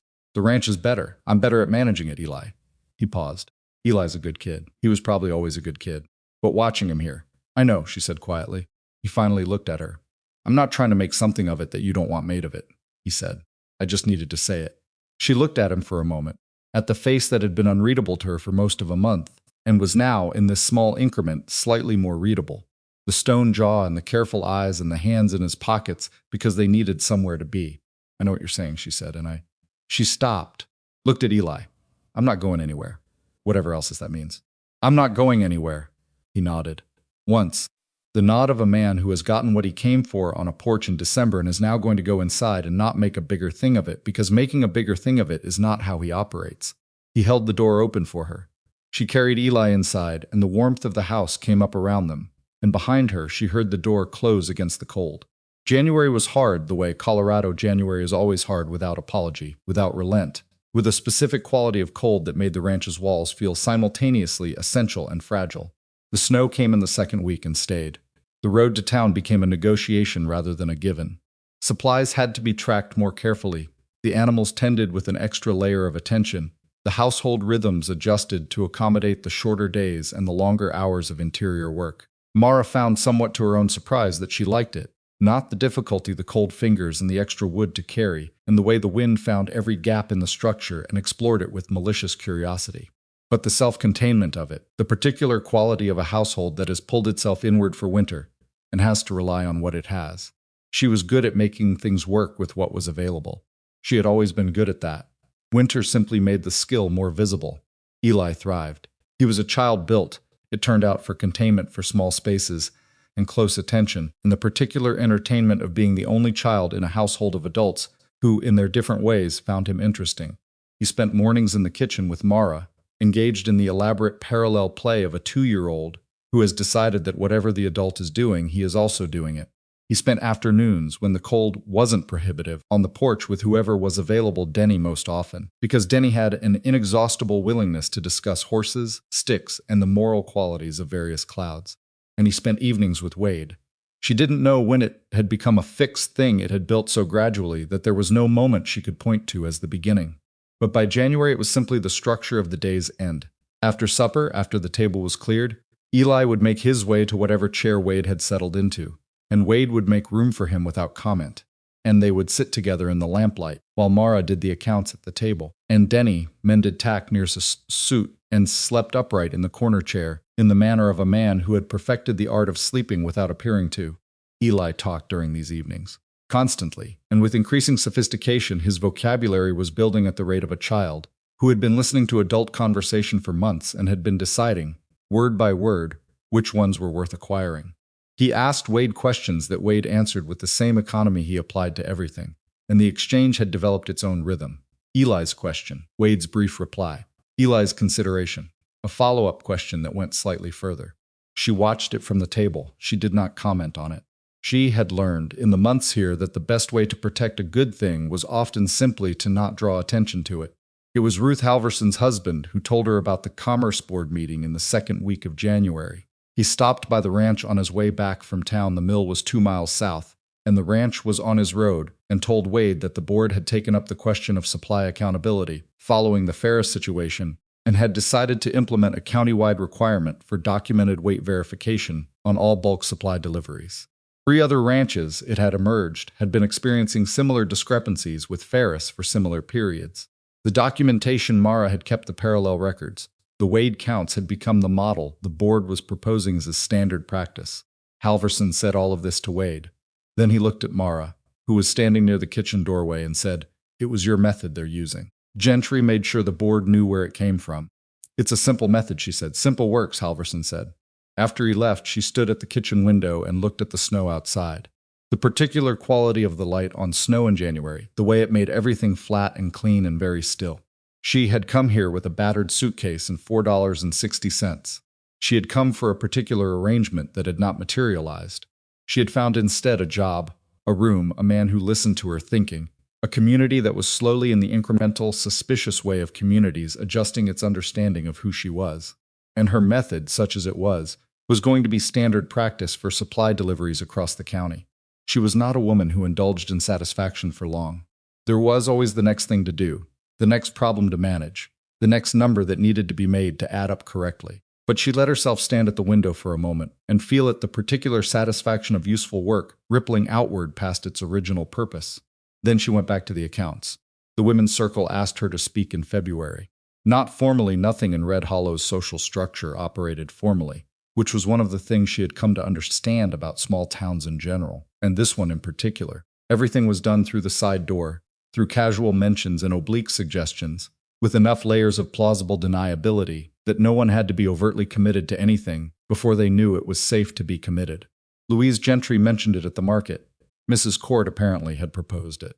The Zmrisl met on Wednesday afternoons at rotating houses, and they discussed, among other things, practical matters of household management and community concern.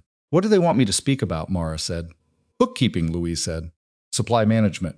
What you did with the Ferris situation." "Those are practical skills," Mara said. "Not particularly dramatic." Mrs. Cord says, "Practical skills keep more households running than dramatic ones," Louise said. "She's not wrong," Mara went. The circle met that Wednesday at Ruth Halverson's house, a larger, warmer room than she'd expected, with 8 women arranged on chairs and settees, with the particular alertness of people who have gathered for information. Mrs. Cord presided from the most central chair, in the way that people who have been presiding over things for decades preside, without announcing it, simply by being the point around which everything else oriented. Mara spoke for 20 minutes. She talked about the parallel records and what they showed. She talked about the difference between errors and deliberate discrepancies. She talked about what to look for in a supply bill and how to create a system that didn't require much time, but provided a clear picture when something was wrong. She knew, reasonably good at explaining things. She had learned it from her father, who had taught her that the point of explaining something was not to demonstrate that you understood it, but to make the other person understand it. Those were different goals, and they produced different explanations. The women asked good questions. Pearl, the younger one, asked how to implement the system when the husband managed the accounts and wasn't receptive to the wife's involvement. Mara said, "Start with the pantry, not the ledger. The pantry is unambiguously domestic. Once you've shown that your inventory system saves money, the ledger becomes the natural next step." Ruth Halverson laughed at that. "Practical," she said. "Practical is what works," Mara said. Mrs. Cord, who had not asked any questions during the 20 minutes, spoke at the end. You'll come back next month, she said. It was not a question. If you want me to, Mara said. I said you'll come back next month, Mrs. Ord said. That's what wanting looks like when I do it. The second community gathering she attended with Wade was in February, and it was different from the December one, in a way that was difficult to quantify, but immediately apparent. She was expected. That was it, really. In December she had arrived as a known quantity, but not a welcome one known because of the platform, because of the rumors, because of the Whitlock situation. In February she arrived, and Louise was already crossing the room toward her, and Ruth was there, and Pearl, and 3 women she'd spoken to at the circle meeting, and the room reorganized itself naturally around her presence in a way that rooms do when someone has been decided upon. It was not complete acceptance, she was not naive enough to think that. She had been in Red Hollow for 4 months. You did not belong to a small town in 4 months. But she had crossed some threshold, and the crossing of it was visible in the way the room treated her, and she was not going to minimize what that cost her to earn. Whitlock was there again. He had been, as far as she could tell from what Louise reported, quieter in the months since December. The apology at the gathering had not changed him fundamentally, she hadn't expected it to, but something had shifted in the public calculation. He had less to gain now from pursuing a campaign against her that had already failed on both its fronts, and more to lose from being seen to persist. He looked at her across the room when she arrived. She looked back. There was no particular message in it from either side, just 2 people who had been in a serious conflict and had reached a kind of armistice, the permanent awkward distance of people who will never be on easy terms but have stopped actively warring. She turned back to the women around her and let it be what it was. It was Denny who created the small crisis of late February, in the way that Denny occasionally created crises not from malice or carelessness, but from the particular optimism of a young man who believes things will probably work out and is frequently right, but occasionally spectacularly wrong. He had decided in his wisdom to teach Eli to feed the horses. This was not inherently a bad idea. Eli loved the horses with a passion that had only grown over the months at the ranch, and at 2.5 he was old enough and steady enough on his feet to stand at the fence safely. The problem was that Denny's version of teaching Eli to feed the horses involved lifting the boy over the fence into the corral. Mara found this situation from the kitchen window. She was in the corral before the thought was fully formed, moving faster than she'd moved in months, because the horses, both of them, were currently regarding this small new element in their space, with the mild uncertainty of animals who have not been given warning, and mild uncertainty in horses can become something else with very little instigation. Denny, she said. Her voice was very level. She had learned, from several months of managing a household with a toddler in it, that panic in your voice transferred immediately to children and from children to animals, and panic in a horse corral was exactly what she did not want right now. Denny turned with Eli on his hip, looking for the first time like a young man who has realized his optimism may have outpaced his judgment. Eli, for his part, was delighted. He had a handful of grain, and one of the horses had just taken it from his open palm, and he was experiencing this as approximately the greatest thing that had ever happened in his life. Out of the fence, Mara said, same tone. Denny came to the fence and she took Eli over it, in one motion, the boy making a sound of protest at the interruption of his triumph. She stood on the outside of the fence with Eli on her hip and breathed through the spike of adrenaline that she was not going to show. I was right there, Denny said. He had the voice of someone who knows he's about to receive a correction. I know you were, she said, and you're fast and you're good with him. But if the horse had spooked, she didn't spook. She could have. Denny looked at his boots. Then he looked up. I should have asked you first. Yes, she said, I'm sorry. She looked at him. He was 20 years old and he genuinely loved Eli, which was not nothing. His judgment was developing. It just hadn't finished developing yet. Tomorrow, she said, we'll bring him back to the fence, on this side, and he can feed them properly. Denny's face shifted back to its natural expression. Yeah? Yes. She looked at Eli, who had transferred his grain to his other hand and was considering it. You can supervise. I can do that, Denny said, with the confidence of a man who has been offered a second chance and intends not to waste it. She carried Eli inside and set him on the kitchen floor and went back to whatever she'd been doing before the window, and her hands were steadier than she would have expected, and she thought, this is what it means to be responsible for someone. Not just the large protections, the rooms with locks, the warm coats, the right schools someday, but the daily calculations, the horse corrals, the young men with good intentions and developing judgment, the windows you happen to look out of at the right moment. She had been doing this alone for 2 years. She had been good at it. But she was aware and had been increasingly aware since the cold set in and the household pulled itself together for winter, that she was not doing it entirely alone anymore, And the difference between those two things was something she was only beginning to understand the full weight of. Wade said it's on a Sunday evening in March, when the snow had begun to loosen its grip and the mountains were showing color again at the tree line. She had not expected it. She was not sure what she had expected. Something more build-up, maybe. Some further movement in the direction of what had been happening between them before either of them was asked to name it. She had thought there would be more time. He said it the way he said most things, directly, after a period of visible thought, without decoration. Eli was asleep. The ranch hands had gone to the bunkhouse. The kitchen was quiet with the particular Sunday evening quiet that was by March one of her favorite sounds. "I want to ask you something," he said. She was finishing the week's accounts. She set her pencil down and looked at him. "I want to ask you to stay," he said. "Not as not what you are now," as he stopped. He looked at the table. "I want you to stay as my wife, if that's something you'd consider." The kitchen was very quiet. She looked at him, at the jaw and the careful eyes and the hands on the table.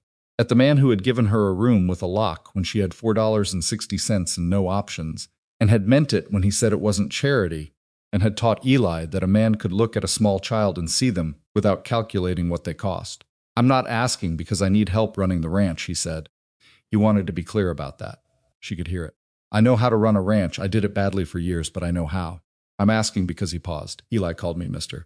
Wade again this morning, like he does, and I thought," he stopped again. "I'm not sure I know how to say it correctly." "You're saying it correctly," she said. He looked at her. "I'm going to say yes," she said, "but I want you to know why. Not because I need a formal arrangement. Not because it's practical.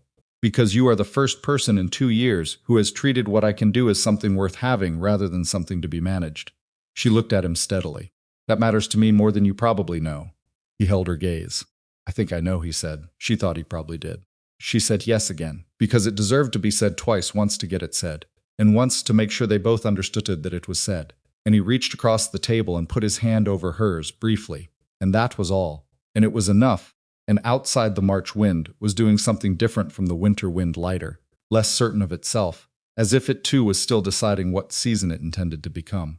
She thought about the platform, the suitcase and the coins, and Everett Whitlock's voice carrying across the crowd. She thought about the 6 doors in one afternoon, and the bench outside the dry goods store, and Eli watching a dog trot past while she counted $4.60 for the second time. She thought about the woman who had walked off that platform and made a quiet decision. "If this town will not give me a place, I will build one." She had built one. It had not looked like what she imagined. It had been harder and stranger and more complicated, and in the end, more real than anything she might have designed on purpose. She picked up her pencil. "I want to finish the accounts," she said. "I know, sis," he said. He got up and went to the stove for the coffee that was 2 hours old and poured it without complaint, the way he did every Sunday evening. He sat back down across from her. She opened the ledger. They sat at the kitchen table in the lamplight while the March wind moved around the house, and somewhere down the hall, Eli breathed in his sleep, the steady breath of a child who has decided he is safe. And the numbers in the ledger were correct, and the account of things was balanced, and this was not the ending of anything, but the middle of something that had only just after a very long and difficult beginning found its footing. The words spread through Red Hollow, the way most things spread through small towns, not through any formal announcement, but through the particular social current that moves between households like water finding its level. By the end of the first week of March, Louise Gentry knew. By the end of the second week, Mrs. Cord knew, which meant everyone who mattered in the women's circle knew, which meant, practically speaking, the whole town knew. Mara had not announced it. Wade had not announced it. They had simply been seen once by Pearl at the dry goods store. Pearl, who had sharp eyes and a generous heart, and had come to the counter while Mara was paying for flour, and noticed, without being told to notice, the quality of the way Wade stood beside her, which was subtly but unmistakably different from the way a man stands beside his housekeeper. Pearl had said nothing at the store. She had waited until the Wednesday circle and said it there instead, which was, in Red Hollow's social economy, the correct venue. Mara heard about this from Louise, who described Pearl's manner of saying it as careful but pleased, which Mara understood to mean Pearl had presented it as good news rather than as information to be weighed and assessed. That was a gift. In a town where her name had been spoken in rooms as a problem to be solved, being spoken of as good news was a gift worth recognizing. What she had not anticipated was how the announcement would sit with her personally. She had thought she was past the phase of being surprised by her own feelings. She had been managing them with considerable efficiency for 2 years, but March surprised her, repeatedly and in small ways, the way Wade said her name. now had changed by some unmeasurable fraction, not in how it sounded, but in what it carried. She caught herself noticing it and then catching herself noticing it, which was its own new thing. Eli noticed nothing different, because from Eli's perspective, nothing essential had changed. Mr. Wade was still at breakfast. Mr. Wade still let him stand at the fence to watch the horses. Mr. Wade still answered his questions with brief, honest replies that Eli had decided were the correct length for answers, since anything longer required him to wait before he could ask the next question. The continuity of it was its own kind of reassurance. Whitlock came to the ranch for the second time on a Tuesday morning in mid-March, and this time he came alone. She saw him from the kitchen window, the same window she'd watched him from in November, when he had stood in the yard waiting for Wade to come to him, and his presence had felt like a stone thrown at something fragile. This time he dismounted at the fence and walked to the porch and knocked, which was different. The knock was different from the standing in the yard. She understood before she opened the door that this visit was different in kind. He was holding his hat in his hands when she opened the door. She had never seen him hold his hat in his hands before. He always wore it with that same quality of self-presentation, the hat worn as part of the image rather than carried. Holding it meant something. She wasn't sure yet what. "Miss Bell," he said, and then corrected himself, because presumably Pearl's efficient communication network had reached him too. "I suppose that's changing." "It is," she said. He nodded. He looked at his hat for a moment. "I came to say something to you directly. Not in a room full of people," he paused. "May I say it?" She stepped back from the doorway. "Come in." He came into the kitchen. She did not offer him coffee. She did not know yet whether this was the kind of conversation that warranted coffee, or the kind that warranted remaining on one's feet, and he seemed to understand, because he stayed near the door rather than moving to the table. "I've been thinking about what you said in December," he said. "What you said to me at the gathering." She waited. "About the image I'd constructed," he said, "and not being able to apologize for something you haven't understood correctly." He was choosing his words with unusual care, not the careful calculation of someone managing an impression, but the care of someone who has been turning a thing over for months and is now trying to say it accurately. "I've been sitting with that for a while." "I know," she said, not unkindly, just as a fact. "I want to say it better than I did in December," he said. "What I did on the platform and what I did afterward, it wasn't about you specifically. And that's actually worse, I think. If I'd known you and done it, that would have been one kind of thing.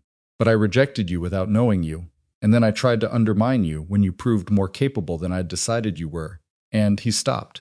"Told myself reasons. I always had reasons, but the reason underneath the reasons was that you didn't fit what I expected, and I didn't have—" He paused. The character to simply say that and let you be.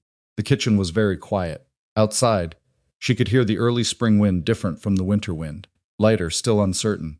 "I want you to know that I know that," he said. "Not because it changes anything. I understand it doesn't. But because you told me in December that I couldn't apologize correctly for something I hadn't understood.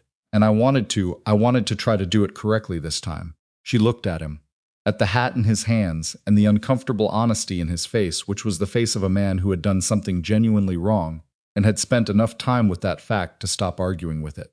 "That is a better apology," she said. He nodded. Something released in his posture. "I accept it," she said. "What you did on the platform was cruel. What you did afterward was calculated. Both of those things are true, and neither of them is going away. But I'm not interested in carrying them forward." She paused. "You can do something with what you've understood, or you can't. That's between you and the next person you meet who doesn't fit your expectations." He held her gaze. "That's fair," he said. "I know," she said. He put his hat back on. Something had settled in him, not resolution. Exactly. Not the clean ending that people prefer to imagine for themselves. More like the beginning of living with something honestly, instead of around it. That was the best she could offer him, and probably the best he could do with it, and she thought it was enough. He left. She stood at the window and watched him ride back toward town, and she thought about forgiveness, what it was actually for, and who it actually served. She had been told her whole life that forgiveness was about releasing the person who had wronged you. She had come to believe, through the practical education of surviving things, that this was only partially true. Forgiveness was also about refusing to let the wrong continue to define you. The moment you forgave someone, you took back the piece of yourself they'd been occupying. Whitlock did not deserve her anger anymore, not because he had fully redeemed himself, but because her anger was hers and she had better uses for it. She went back to the accounts. The wedding was in December. Not because December was romantic, it was the most practically inconvenient month possible, with the snow fully settled and the road to town a serious negotiation, and the cold requiring that everyone attending wear their heaviest coats inside the church hall where the ceremony was held because the Building's heating was aspirational rather than functional. Mrs. Cord had volunteered the hall because it was the largest indoor space in Red Hollow that wasn't a saloon, and Mrs. Cord's volunteers were not declined. They had chosen December deliberately. Mara and Wade had discussed it on a Sunday evening in April, with the account books open between them and Eli's asleep down the hall, and Wade had said, "When do you want to do this?" And she had thought about it and said, "December. Same month you got the land confirmation. Same month I knew we were going to be all right." And Wade had looked at her with the expression she had come to recognize as him filing something away permanently, and said, "December then." So it was December, a year nearly to the week, from when the land challenge had collapsed, and the story of Red Hollow had begun, slowly, and with considerable friction, to shift. She wore a dress that Louise Gentry helped her alter, not a proper wedding dress, because a proper wedding dress required either wealth or naivety about Colorado winters, and she had neither. It was a deep blue wool that she had bought from the dry goods store in October, and remade with Louise's guidance into something that was unmistakably intentional without being impractical.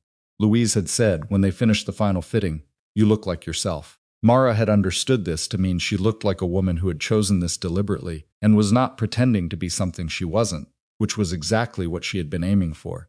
Eli wore the clothes she'd mended and mended again across the year, which now fit him poorly because he had grown considerably, and she had to take in 3 hems the night before the wedding because her son had apparently decided to grow 3 inches in the autumn and had not consulted her schedule about it. She did the hems by lamplight at the kitchen table, with the kind of tired, fond irritation that is one of the signature emotions of parenthood. The morning of the wedding it snowed. Not a storm, just the quiet, steady snow of a Colorado December morning, the kind that accumulated without drama and made everything outside the windows look like the world had been simplified down to its essential shapes. She stood at the kitchen window before anyone else was up and watched it for a while. She thought about Ohio, about the small house where she'd grown up, and her father's store with its accounts that she'd learned to keep before she knew that not every girl learned that, and the years after her father passed when she had managed things with the particular determined competence of someone who has no alternative. She thought about Eli's father not often, not with the acute grief of the first year, but with the steady, permanent awareness of someone who has shaped you and is no longer there, which is its own kind of presence. She thought about the platform. She had thought about the platform less. Lately it had receded to its proper size, which was a bad day in October, rather than the defining event of her life. But this morning she let herself look at it clearly. The exhaustion, the hope she'd been carrying for 9 days across changing trains, the specific cruelty of being assessed and discarded in public in front of people who watched without intervening. And then she thought about what had come after it. The 6 doors, the bench, the feed store argument she'd happened to be walking past, the man who had almost walked into her and looked at her and listened when she spoke. She thought about a room with a lock and $4.60, and the decision not dramatic, just necessary that if this town would not give her a place, she would build one. She had built one.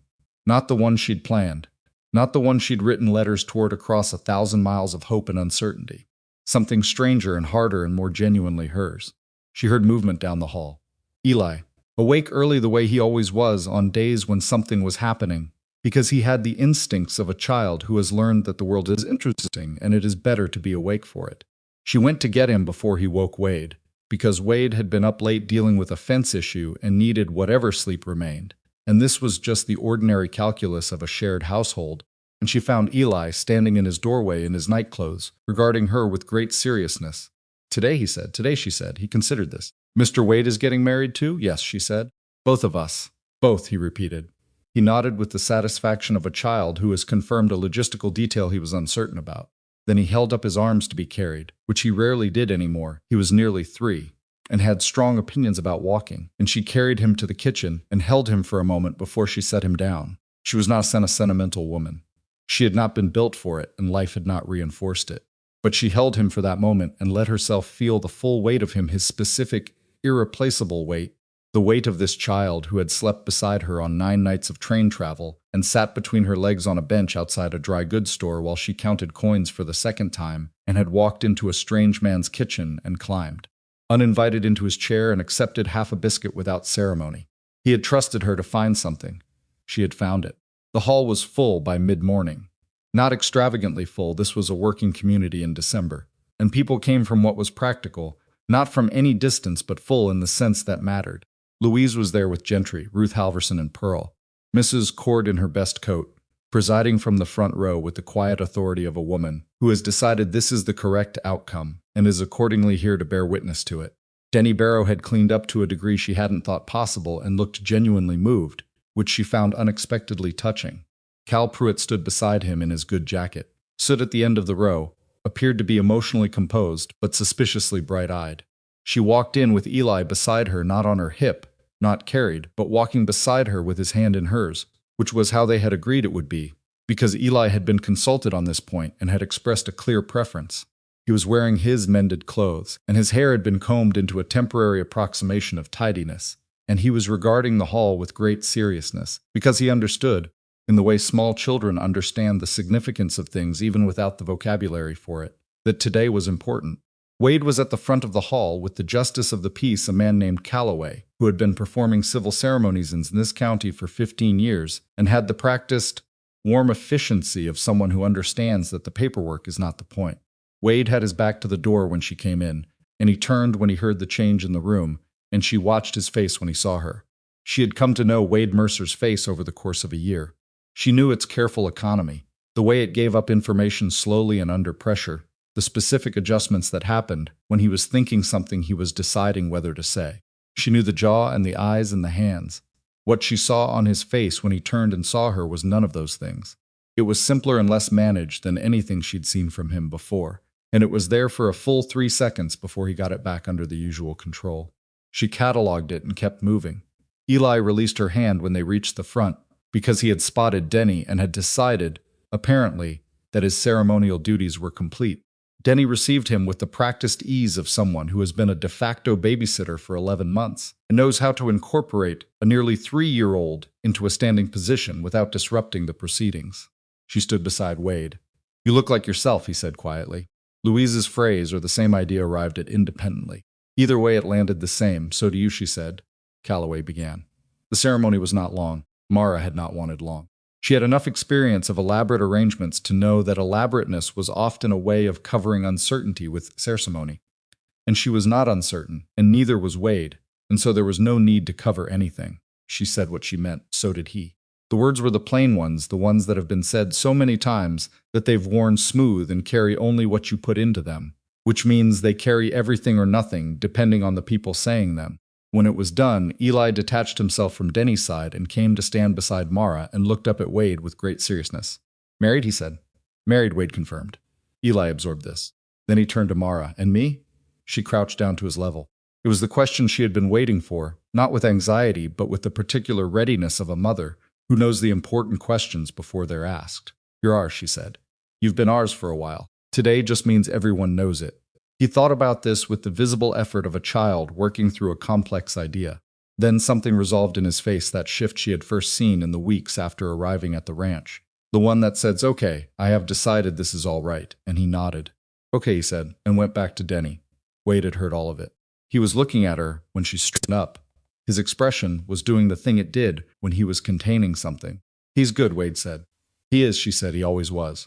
The gathering afterward had the specific quality of a celebration that hasn't been overplanned, and is therefore actually a celebration rather than a performance of one. People ate and talked, and Eli circulated through the room with the confidence of a child who has been decided upon by a community and knows it. He sat on Mrs. Cord's knee at one point, which impressed everyone present, because Mrs. Cord did not generally permit liberties of this kind, and she watched him with an expression that was, if you knew her well enough to read it, precisely equivalent to delight. Whitlock was not there. He had not been invited. Exactly, the gathering was not formally invitation. Only, but he had not come, which was the right call, and she credited him for making it.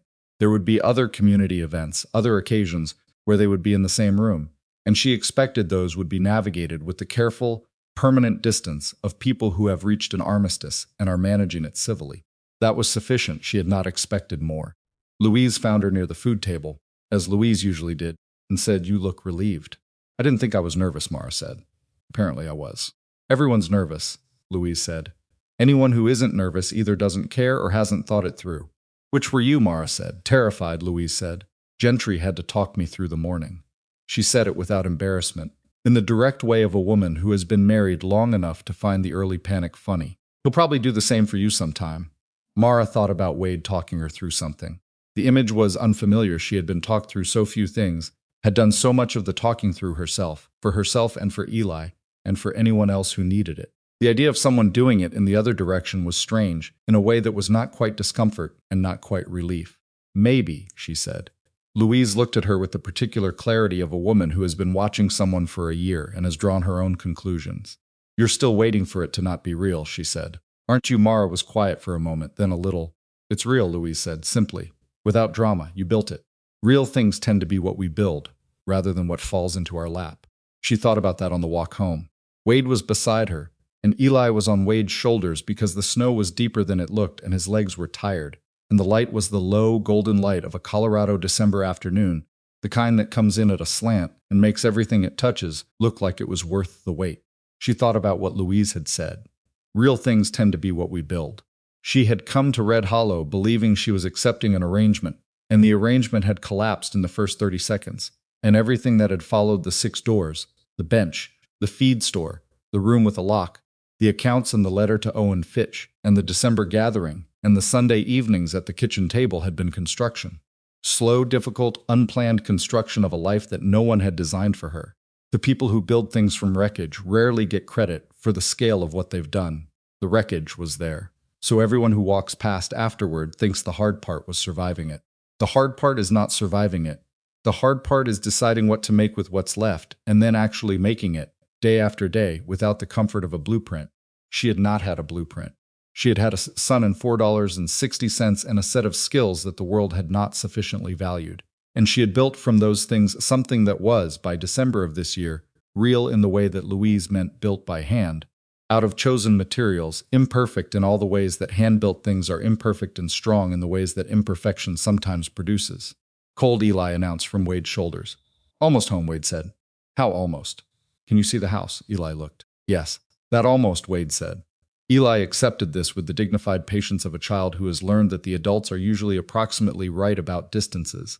Spring came to Red Hollow that year the way it always did, gradually, and then suddenly, the way most significant changes arrive.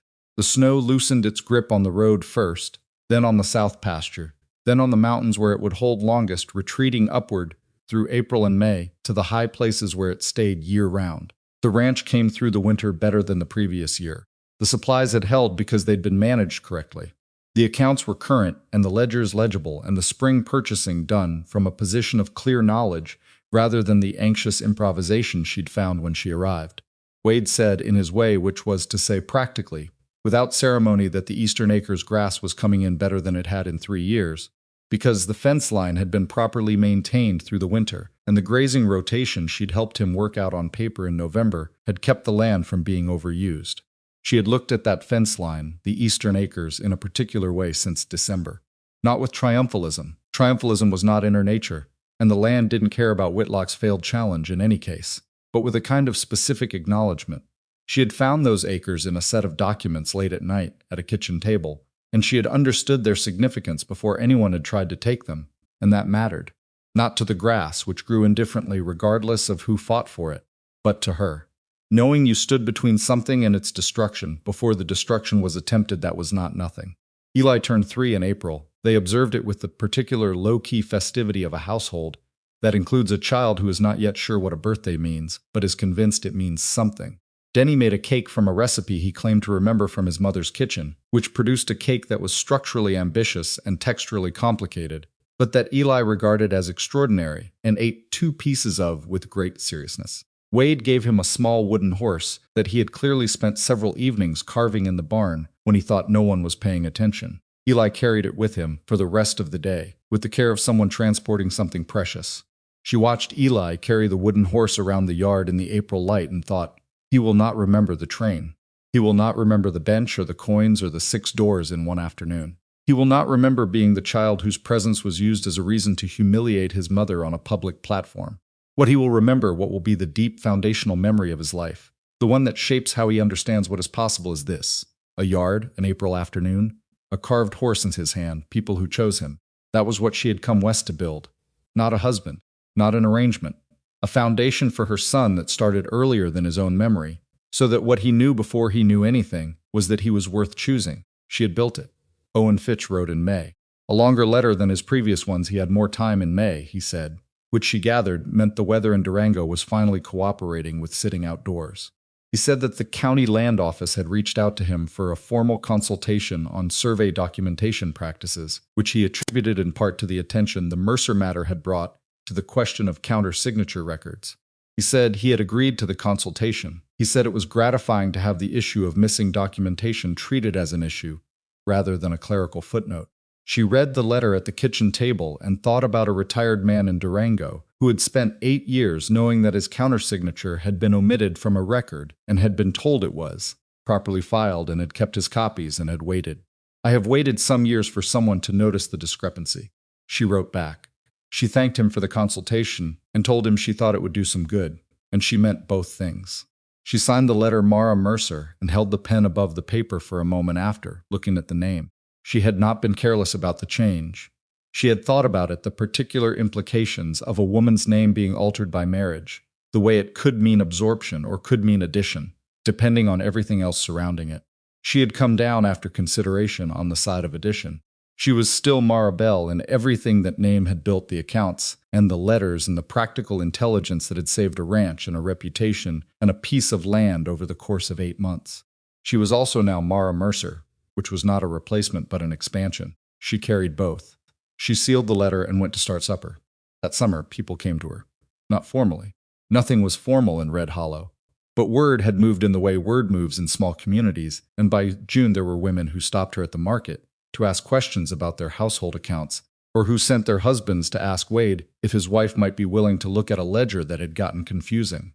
She did it when she could not out of charity, because she was clear about that, and not because she has excess time, because a ranch in summer leaves no one with excess time. She did it because the skills she had were useful, and there was no particular virtue in keeping useful things to herself. The women's circle continued every Wednesday, Mrs. Cord remained in the central chair.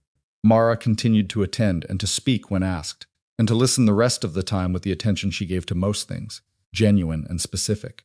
She was not naive about what Red Hollow was, or what she was within it. She was not its most beloved figure. She was not without detractors. There were women who had decided against her in the early months and were not inclined to revise that decision, and she could accept that. She was also not the woman from the train platform anymore. She was not the rejected bride, the scandalous arrangement, the problem that Everett Whitlock was going to resolve. She was the woman who kept the Mercer books and had saved the Eastern Acres and had spoken calmly and clearly to a powerful man in a crowded room and had not looked away. That was who she was in Red Hollow. She had built that too. On a Saturday evening in late August, with the summer heat finally beginning to concede and the mountains showing the first faint suggestion of color change at the high elevations, she sat on the porch after Eli was in bed and Wade came out and sat beside her. The ranch was quiet in the way it was only in summer evenings, not the stark quiet of winter, which was the quiet of absence, but a full quiet, the quiet of things that have settled. Somewhere beyond the south fence a night bird made its sound and stopped. "Good year," Wade said. "Yes," she said. They sat for a while. This was one of the things she had come to value most about the life she'd built here, the specific quality of sitting beside someone in a silence that didn't require filling. She had spent a great deal of her life in silences that needed filling, either by necessity or by the social obligation of a woman who knew that her acceptance in any room depended partly on her willingness to smooth things over. This silence needed nothing from her. "Eli asked me today if he could help with the fence repair next week," Wade said.